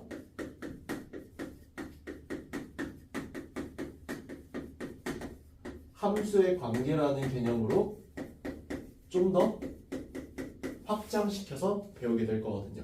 그때 확장시킬 때 이 개념이 거의 똑같은 느낌으로 들어가요. 여기서 함수만 2차에서 모든 다항함수로 바꿔주거나 또는 뭐 지수로감수도 다 되긴 하지만 지수로감수 이쪽은 이걸 잘 안 쓰니까요. 거의 대부분 다항함수에서 씁니다. 그래서 다항함수에서 거의 필수적인 공식 중 하나다라는 거 잘 알아두시면은 나중에 수투 가서도 편하게 이거 사용하실 수 있을 거예요.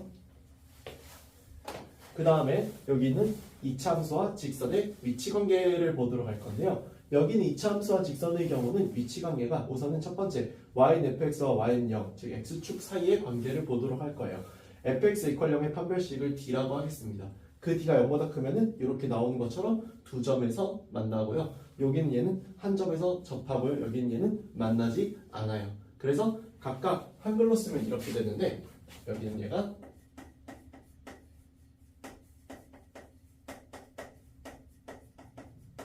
서로 다른 두 점에서 만나는 케이스, 여기가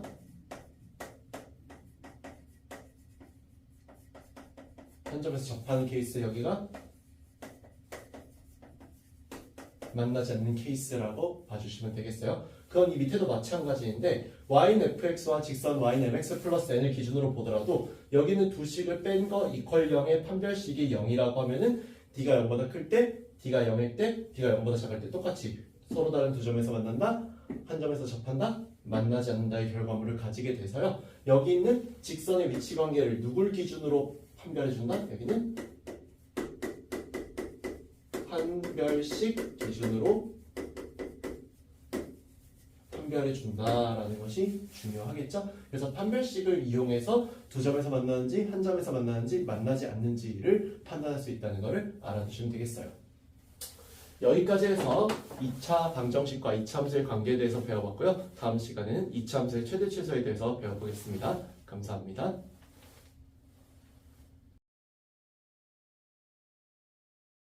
네, 안녕하세요. 오늘은 2차 함수의 최대 최소에 대해서 배워보도록 하겠습니다.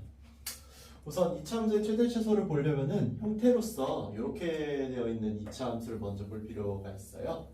이런 형태의 완전제곱식 형태 또는 표준형이라고 불러주는데요. 우리 보통 이런 애들은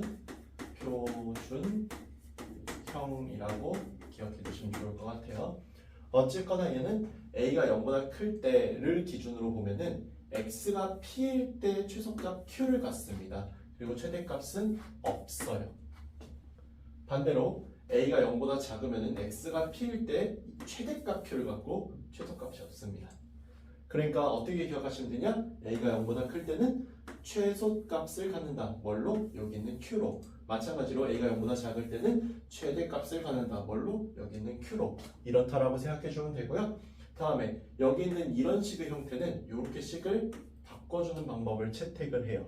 그래서 실전에서는 y는 a의 x 더하기 2a분의 b의 뭐 제곱 빼기 4a분의 b제곱 마이너스 4ac 이런 식으로 변형을 하게 되긴 할 건데요.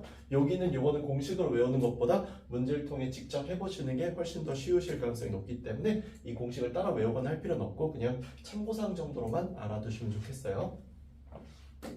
다음 이제 두 번째로 제한된 범위에서의 이차함수의 최대 최소를 볼 건데요. 제한된 범위라고 하는 것은 이런 식으로 범위를 제한해서 준다라는 것을 의미해요. 양끝의 범위를 줄 때 여기 있는 이런 fx를 기준으로 최대 최소를 따진다라고 했어요. 그리고 이때 따질 때 a는 양수만을 따진다라는 걸 미리 설정을 해 놓을게요. 그러면은 p가 베타보다 클 때인 이 상황을 보시면요. 여기서 잘 보세요. p가 베타보다 컸기 때문에 현재 그래프는 이렇게 빨간색 형태까지만 나올 수밖에 없어요. 왜냐면은 여기에서 정의된 fx에 대한 최대 최소이기 때문에 이 바깥쪽의 그래프들은 그냥 점선으로 그려놓은 이유가 실제 그래프로 나오지 않기 때문이에요. 그러면은 여기 있는 이 그래프를 봤을 때 최대값은 바로 여기 있는 요 점에서 나오겠죠? x가 알파일 때 최대를 갖는다는 거. 최소는 또 언제예요? 여기는 베타일 때 최소를 갖는다는 거를 기억할 수 있겠죠. 그 다음에요. 알파부터 베타 사이에 있는 t일 때는요. 최대가요. 여기 또는 여기 둘 중에 그냥 큰 값으로서 최대값을 가져요. 그래서 이건 직접 둘 다 대입해보고 확인을 해야 되는 문제이고 최소값은 여기는 x가 p일 때 fp로 나온다는 거 확인할 수 있을 겁니다. 다음 세 번째로 p가 알파보다 작을 때 그때는 그래프가 이런 형식으로 나오기 때문에 최대가 x가 베타일 때 나오는 f베타 또는 최소가 x가 알파일 때 나오는 f알파로서 지금 보시면은 f알파가 최대, f베타가 최소인 경우 그리고 f알파, f베타 중에 큰 값 그리고 f베타가 최대, f알파가 최소, fp가 최소인 그림 볼 수 있죠. 지금 그러면은 말은 되게 어렵겠지만 결론적으로 여기 있는 얘는요. 결국 f알파, f베타, fp 중에서만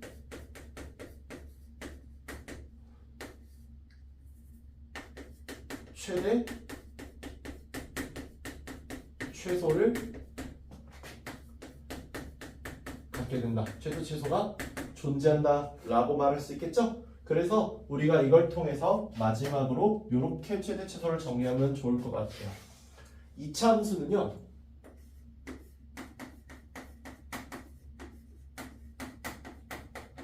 그 최대값과 최소값을 어떻게 구하느냐 딱 두 가지만 확인해 보면 된다는 겁니다. 첫 번째 바로 뭐다? 범위가 존재한다면 그 범위의 끝에 해당하는 값. 여기 같은 경우는 알파일 때와 베타일 때인 f알파, f베타를 범위의 끝값이라고 할 수 있겠죠? 그리고 두 번째로 이거는 범위 내에 있을지 모르니까 범위 내의 꼭지점이라고 분명하게 언급을 해줄 필요가 있어요. 그럼 왜 하필 범위 내의 꼭지점이냐? 정확히 말하면 꼭지점의 y값이 맞는 표현일 텐데 그럼 왜 하필 범위 내야 하느냐? 여기도요. fp가 최소값일 수도 있었어요. 어쩌면 다만 뭐가 안 돼서 범위가 이 p를 포함하지 못해서 범위가 여기 있는 p를 포함하지 못해서 fp를 최소값으로 갖지 못했죠. 하지만 범위가 p를 포함할 때는 최소값으로 반드시 fp가 나오는 걸 보셔서 알겠지만 범위 내에 있는 꼭지점의 y값은 반드시 최대 또는 최소로 활용해 볼 필요가 있겠죠. 따라서 앞으로 최대 최소 문제에서는 범위의 끝에 해당하는 값과 범위 내의 꼭지점의 y값을 꼭 확인해 달라는 거. 그리고 이건 사실 최대 최소에서 굉장히 많이 사람들이 실수하는 것 중 하나지만요. 그래서 다시 한번 또 언급하는 건데 어쨌거나 최대값이라고 불리든 또는 최소값이라고 불리든 이 값이라고 하는 개념 있죠? 이 값이라고 하는 개념은 무조건 y값을 의미합니다. 무조건 y값을 의미하기 때문에 y값이라는 개념을 잘 알고 있으시길 바래요. 여기 최대값, 최소값 하면 가끔씩 x가 p일 때 최소니까 x가 p인 거 그게 p가 최소예요. 이렇게 말씀하시는 분들 꽤 많이 봤어요. 그래서 항상 최대, 최소값은 언제나 y값을 따지는 거라는 것까지 잘 기억해 두시기 바랍니다. 이상 여기까지 해서 이참수의 최대, 최소 봤고요. 다음 시간에는 3, 4차 방정식에 대해서 배워보도록 하겠습니다. 감사합니다.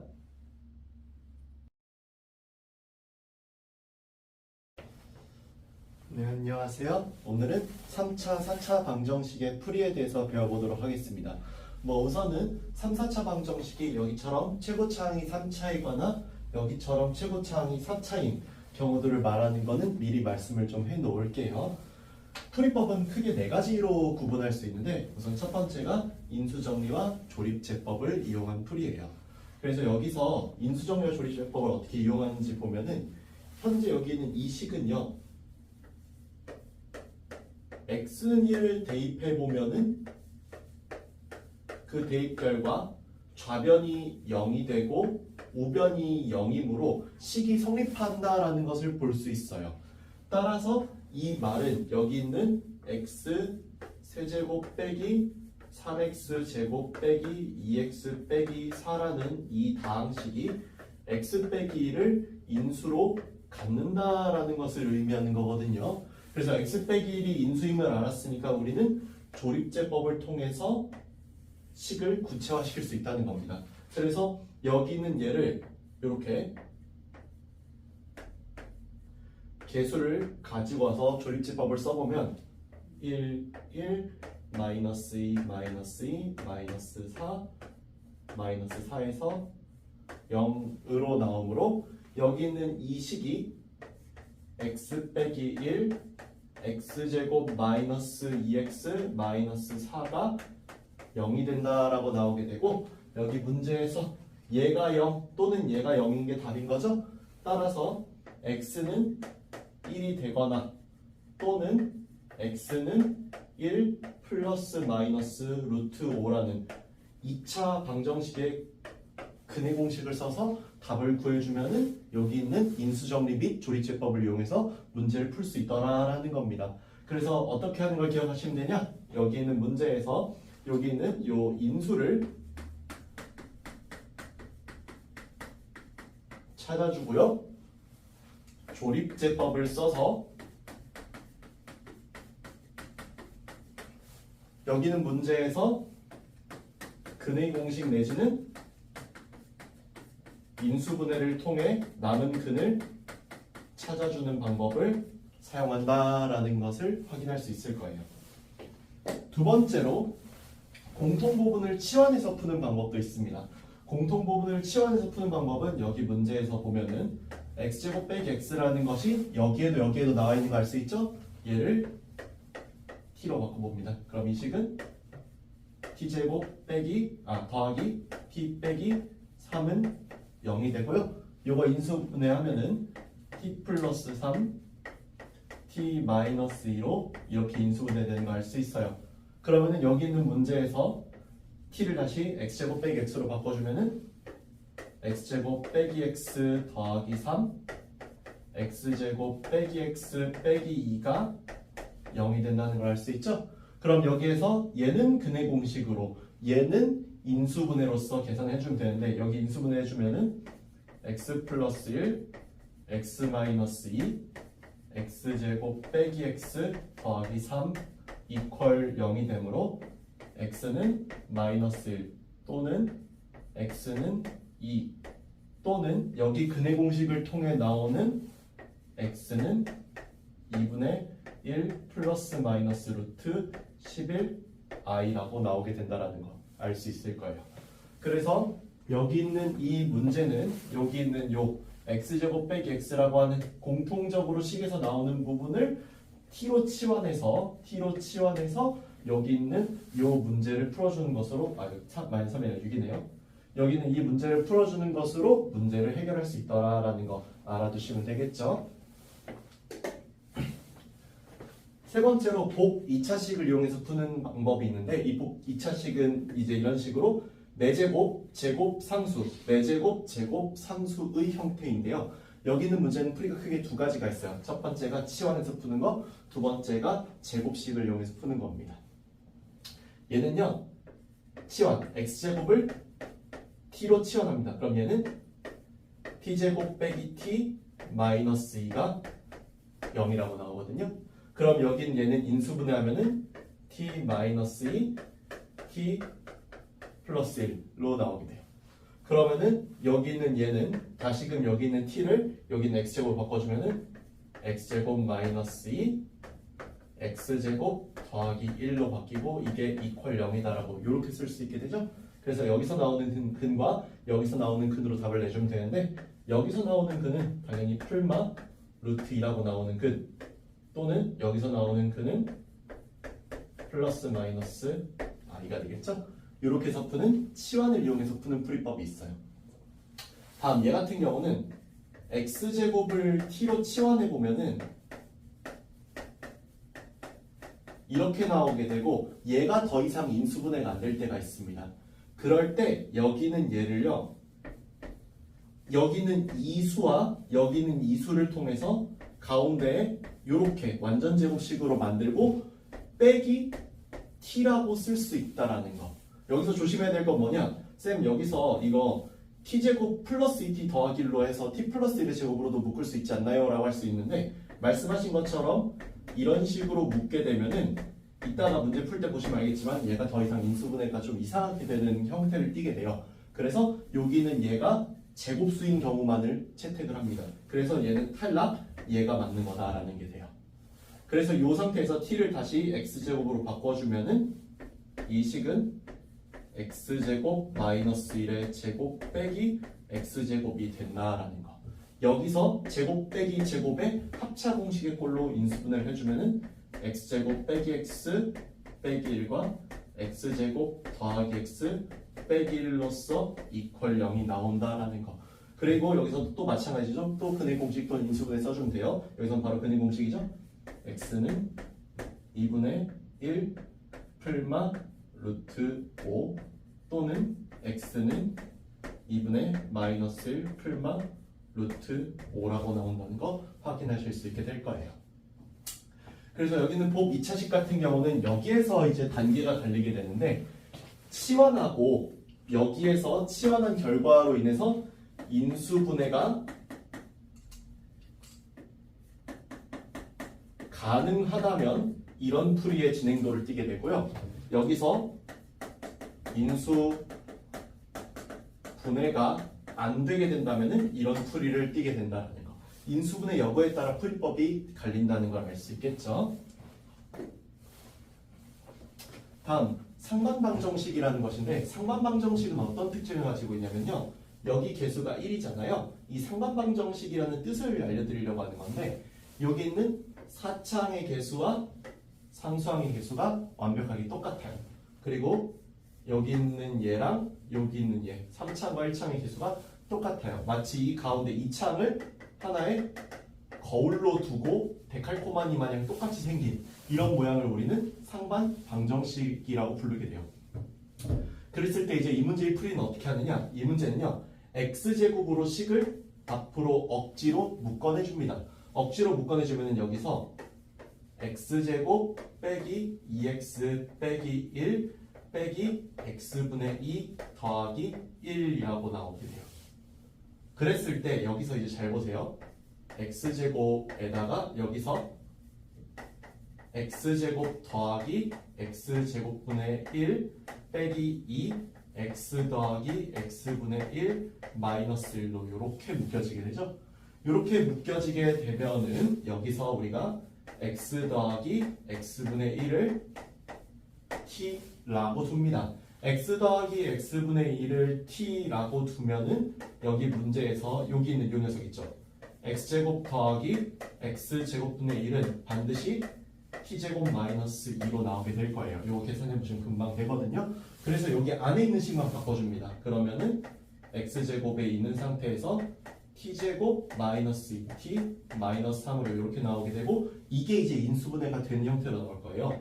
그래서 x제곱에 t 마이너스 3 t 플러스 1로 바꿔주고 여기 있는 t를 다시금 x제곱에 x 더하기 x분의 1 빼기 3 x 더하기 x분의 1 더하기 1로 바꿔줘서 여기 있는 얘를 x를 하나씩 분배해줘서 x제곱 빼기 3x 더하기 1과 x제곱 더하기 x 더하기 1로 만들어줍니다.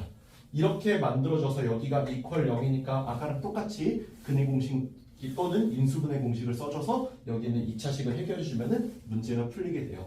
이거 답 같은 경우는 여기 위에다 적을게요. 공간이 좀 부족해서 여기에 답은 x는 2분의 3 풀마 루트 5로 나오거나 또는 x는 2분의 마이너스 1 풀마 루트 3의 i라고 나오게 되겠네요. 여기 있는 답은 공간 부족해서 위에다 적었어요. 그래서 여기는 상관방정식은 이런 특징을 갖고 반드시 x제곱 앞으로 끌어내서 푼다라는 거 알아두시면 되겠습니다. 이상 여기까지 해서 모든 3, 4차 방정식의 유형의 풀이를 알아봤고요. 다음 시간에는 3차 방정식의 근과 계수의 관계를 포함한 여러 성질들을 알아보도록 하겠습니다. 이상 마칠게요. 감사합니다.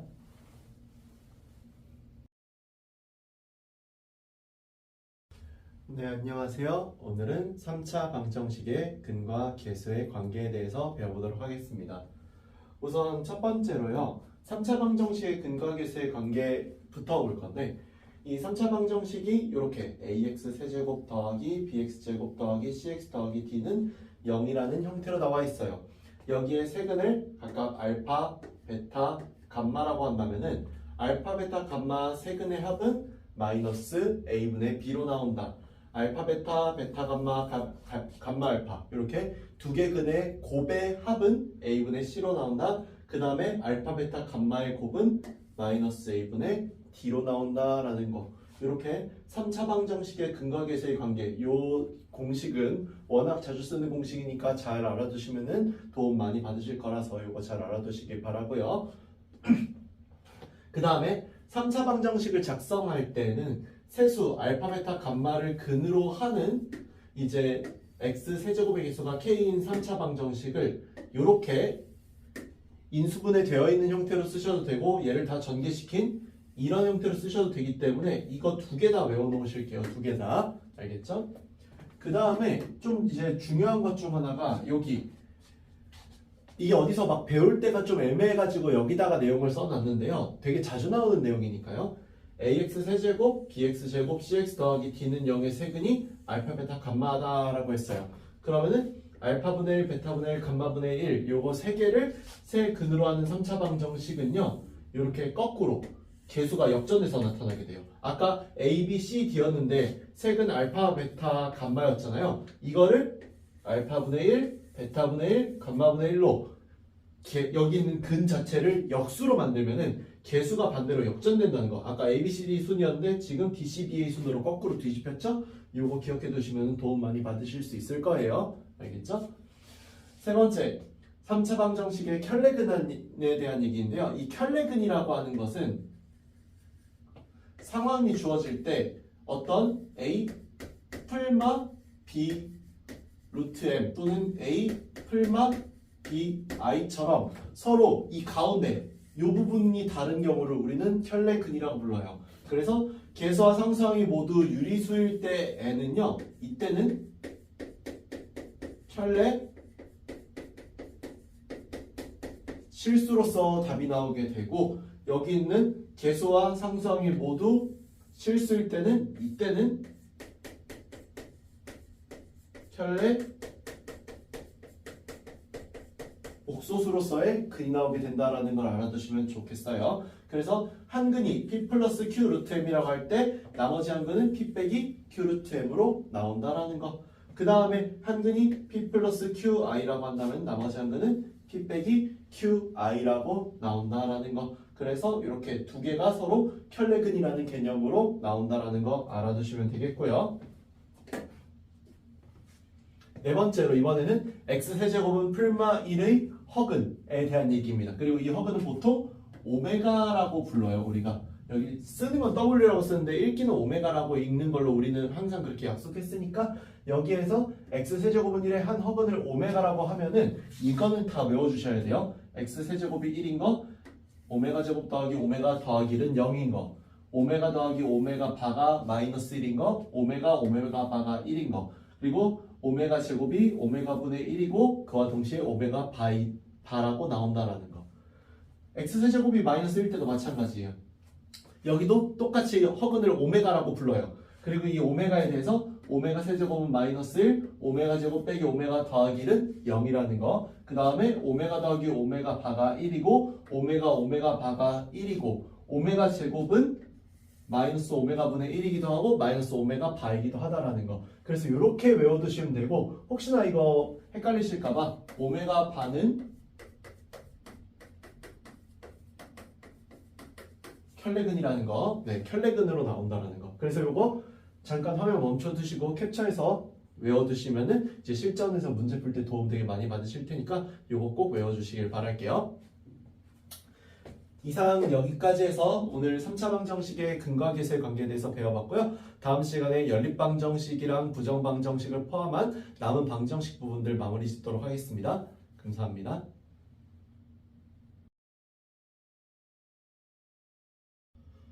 네, 안녕하세요. 오늘은 연립방정식과 부정방정식에 대해서 배워보도록 하겠습니다. 우선 연립방정식과 부정방정식에 대해서 일단 연립방정식부터 먼저 할 건데 우리가 배울 연립방정식은요. 미지수가 몇 개인? 2개인 연립 2차 방정식에 대해서 배워볼 거예요. 그래서 우리 중학교 때 배웠던 1차 방정식의 연립이 아니라 2차 방정식의 연립을 보겠다라는 거. 그리고 가장 기본적인 형태를 볼 거고요. 실전 문제에서는 더 다양한 형태들이 많이 나오니까 이것만이 막 전부가 아니라는 거. 그래도 이것만 있으면은 모든 문제를 다 풀 수는 있어요. 문제를 풀면서 이제 좀 더 좋은 방법들을 많이 배워야겠지만 가장 기본적으로 이 두 방법이 가장 많이 쓰인다라는 거 알아두실게요. 우선 1번부터 보시면요. 1차와 2차가 연립되어 있는 꼴이에요. 이때는 1차식을 2차식에 대입하여 문제를 풀어주는 것이 기본입니다. 문제 형태를 보시면은 여기서 2x 플러스 y가 1이고 x제곱 빼기 y가 2라고 하는 두 개식이 연립되어 있어요. 이거 어떻게 푼다고요? 1차식을 2차식에 대입한다고요. 그래서 대입하기 편하게 여기서 우선은 y를 마이너스 2x 플러스 1로 바꿔서 여기 이 식에다가 대입을 해줄 거예요. 대입을 해주면은 x제곱에다가 여기에 마이너스 2x 더하기 1로 이렇게 대입이 되죠. 이 대입의 결과는 당연히 x제곱 더하기 2x 빼기 1이고 이게 2라는 거니까 x제곱 더하기 2x 마이너스 3은 0이다 라고 나올 거예요. 식을 이렇게 위로 좀 올려볼게요. 위로 올려보면은 여기 있는 이 식은 x 마이너스 1, x 플러스 3이 0이 되므로 x는 1 또는 x는 마이너스 3이라는 두 개의 근을 갖게 될 거예요. x가 1일 때 n은 여기다 대입해보면 y가 얼마로 나올 거고 마이너스 1로 나올 거고 x가 마이너스 3일 때 여기다가 대입하면 y는 7로 나오겠죠. 따라서 이렇게 두 개의 결과를 가지고 우리 답을 어떻게 내야 된다? 이렇게 묶어서 내야 된다. x는 1, y는 마이너스 1로 이렇게 하나 묶고 또는 x가 마이너스 3, y가 7이다라고 이렇게 두 개의 답을 내는 게 문제의 정답이 되는 게 미지수가 두 개일 때 그 중에서도 1차와 2차의 연립일 때 푸는 풀이법이다라는 거예요.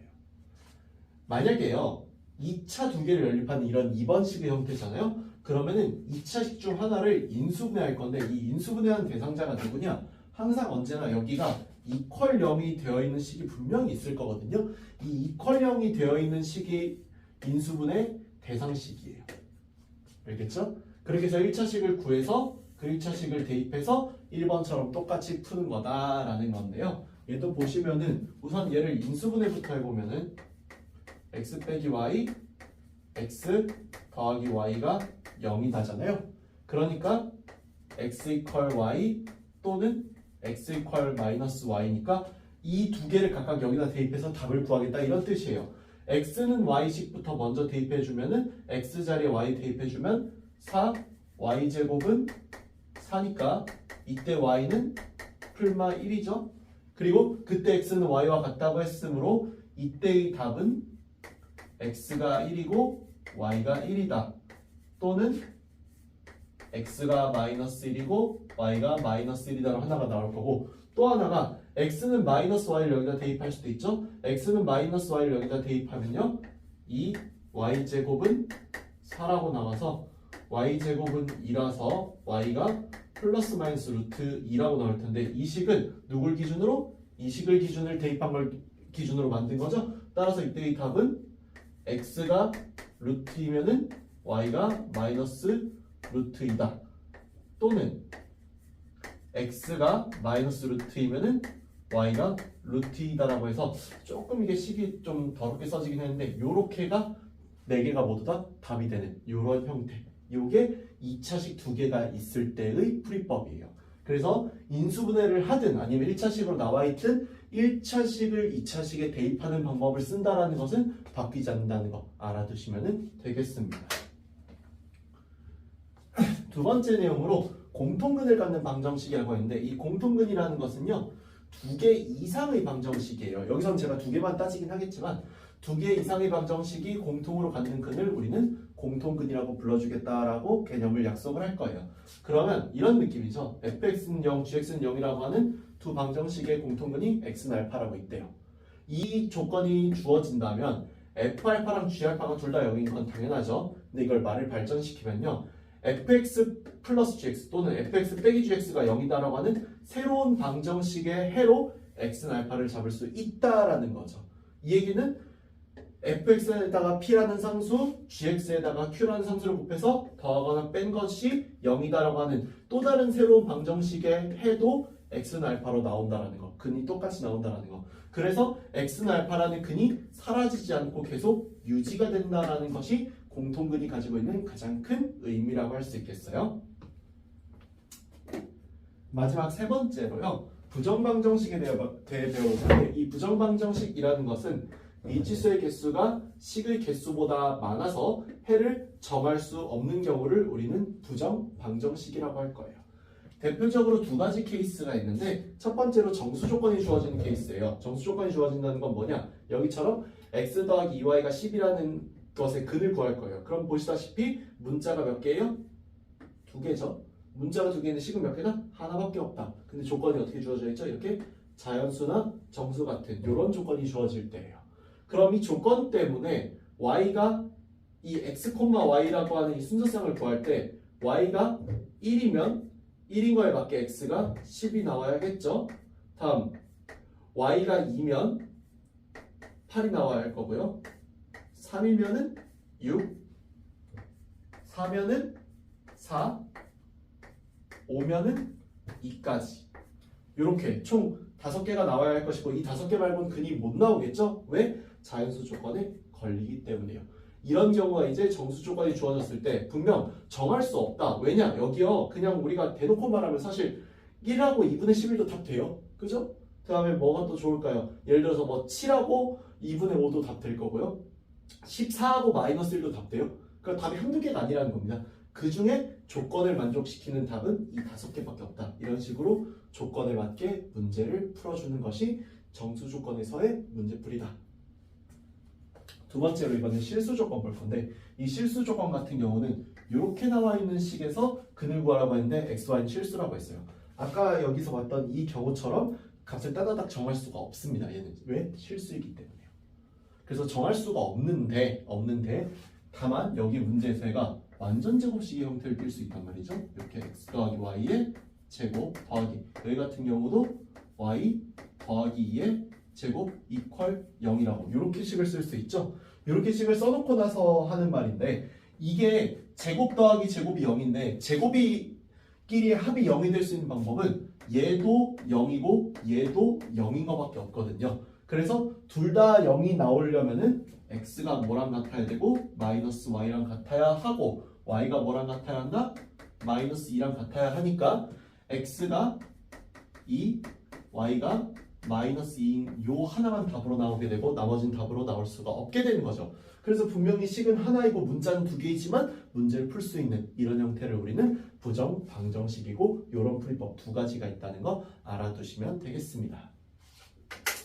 이상 여기까지 해서 연립 방정식과 부정 방정식에 대한 내용을 배워서 여러 가지 방정식을 모두 다 마치겠고요. 다음 시간에 1차 부등식에 대해서 배워보도록 하겠습니다. 감사합니다.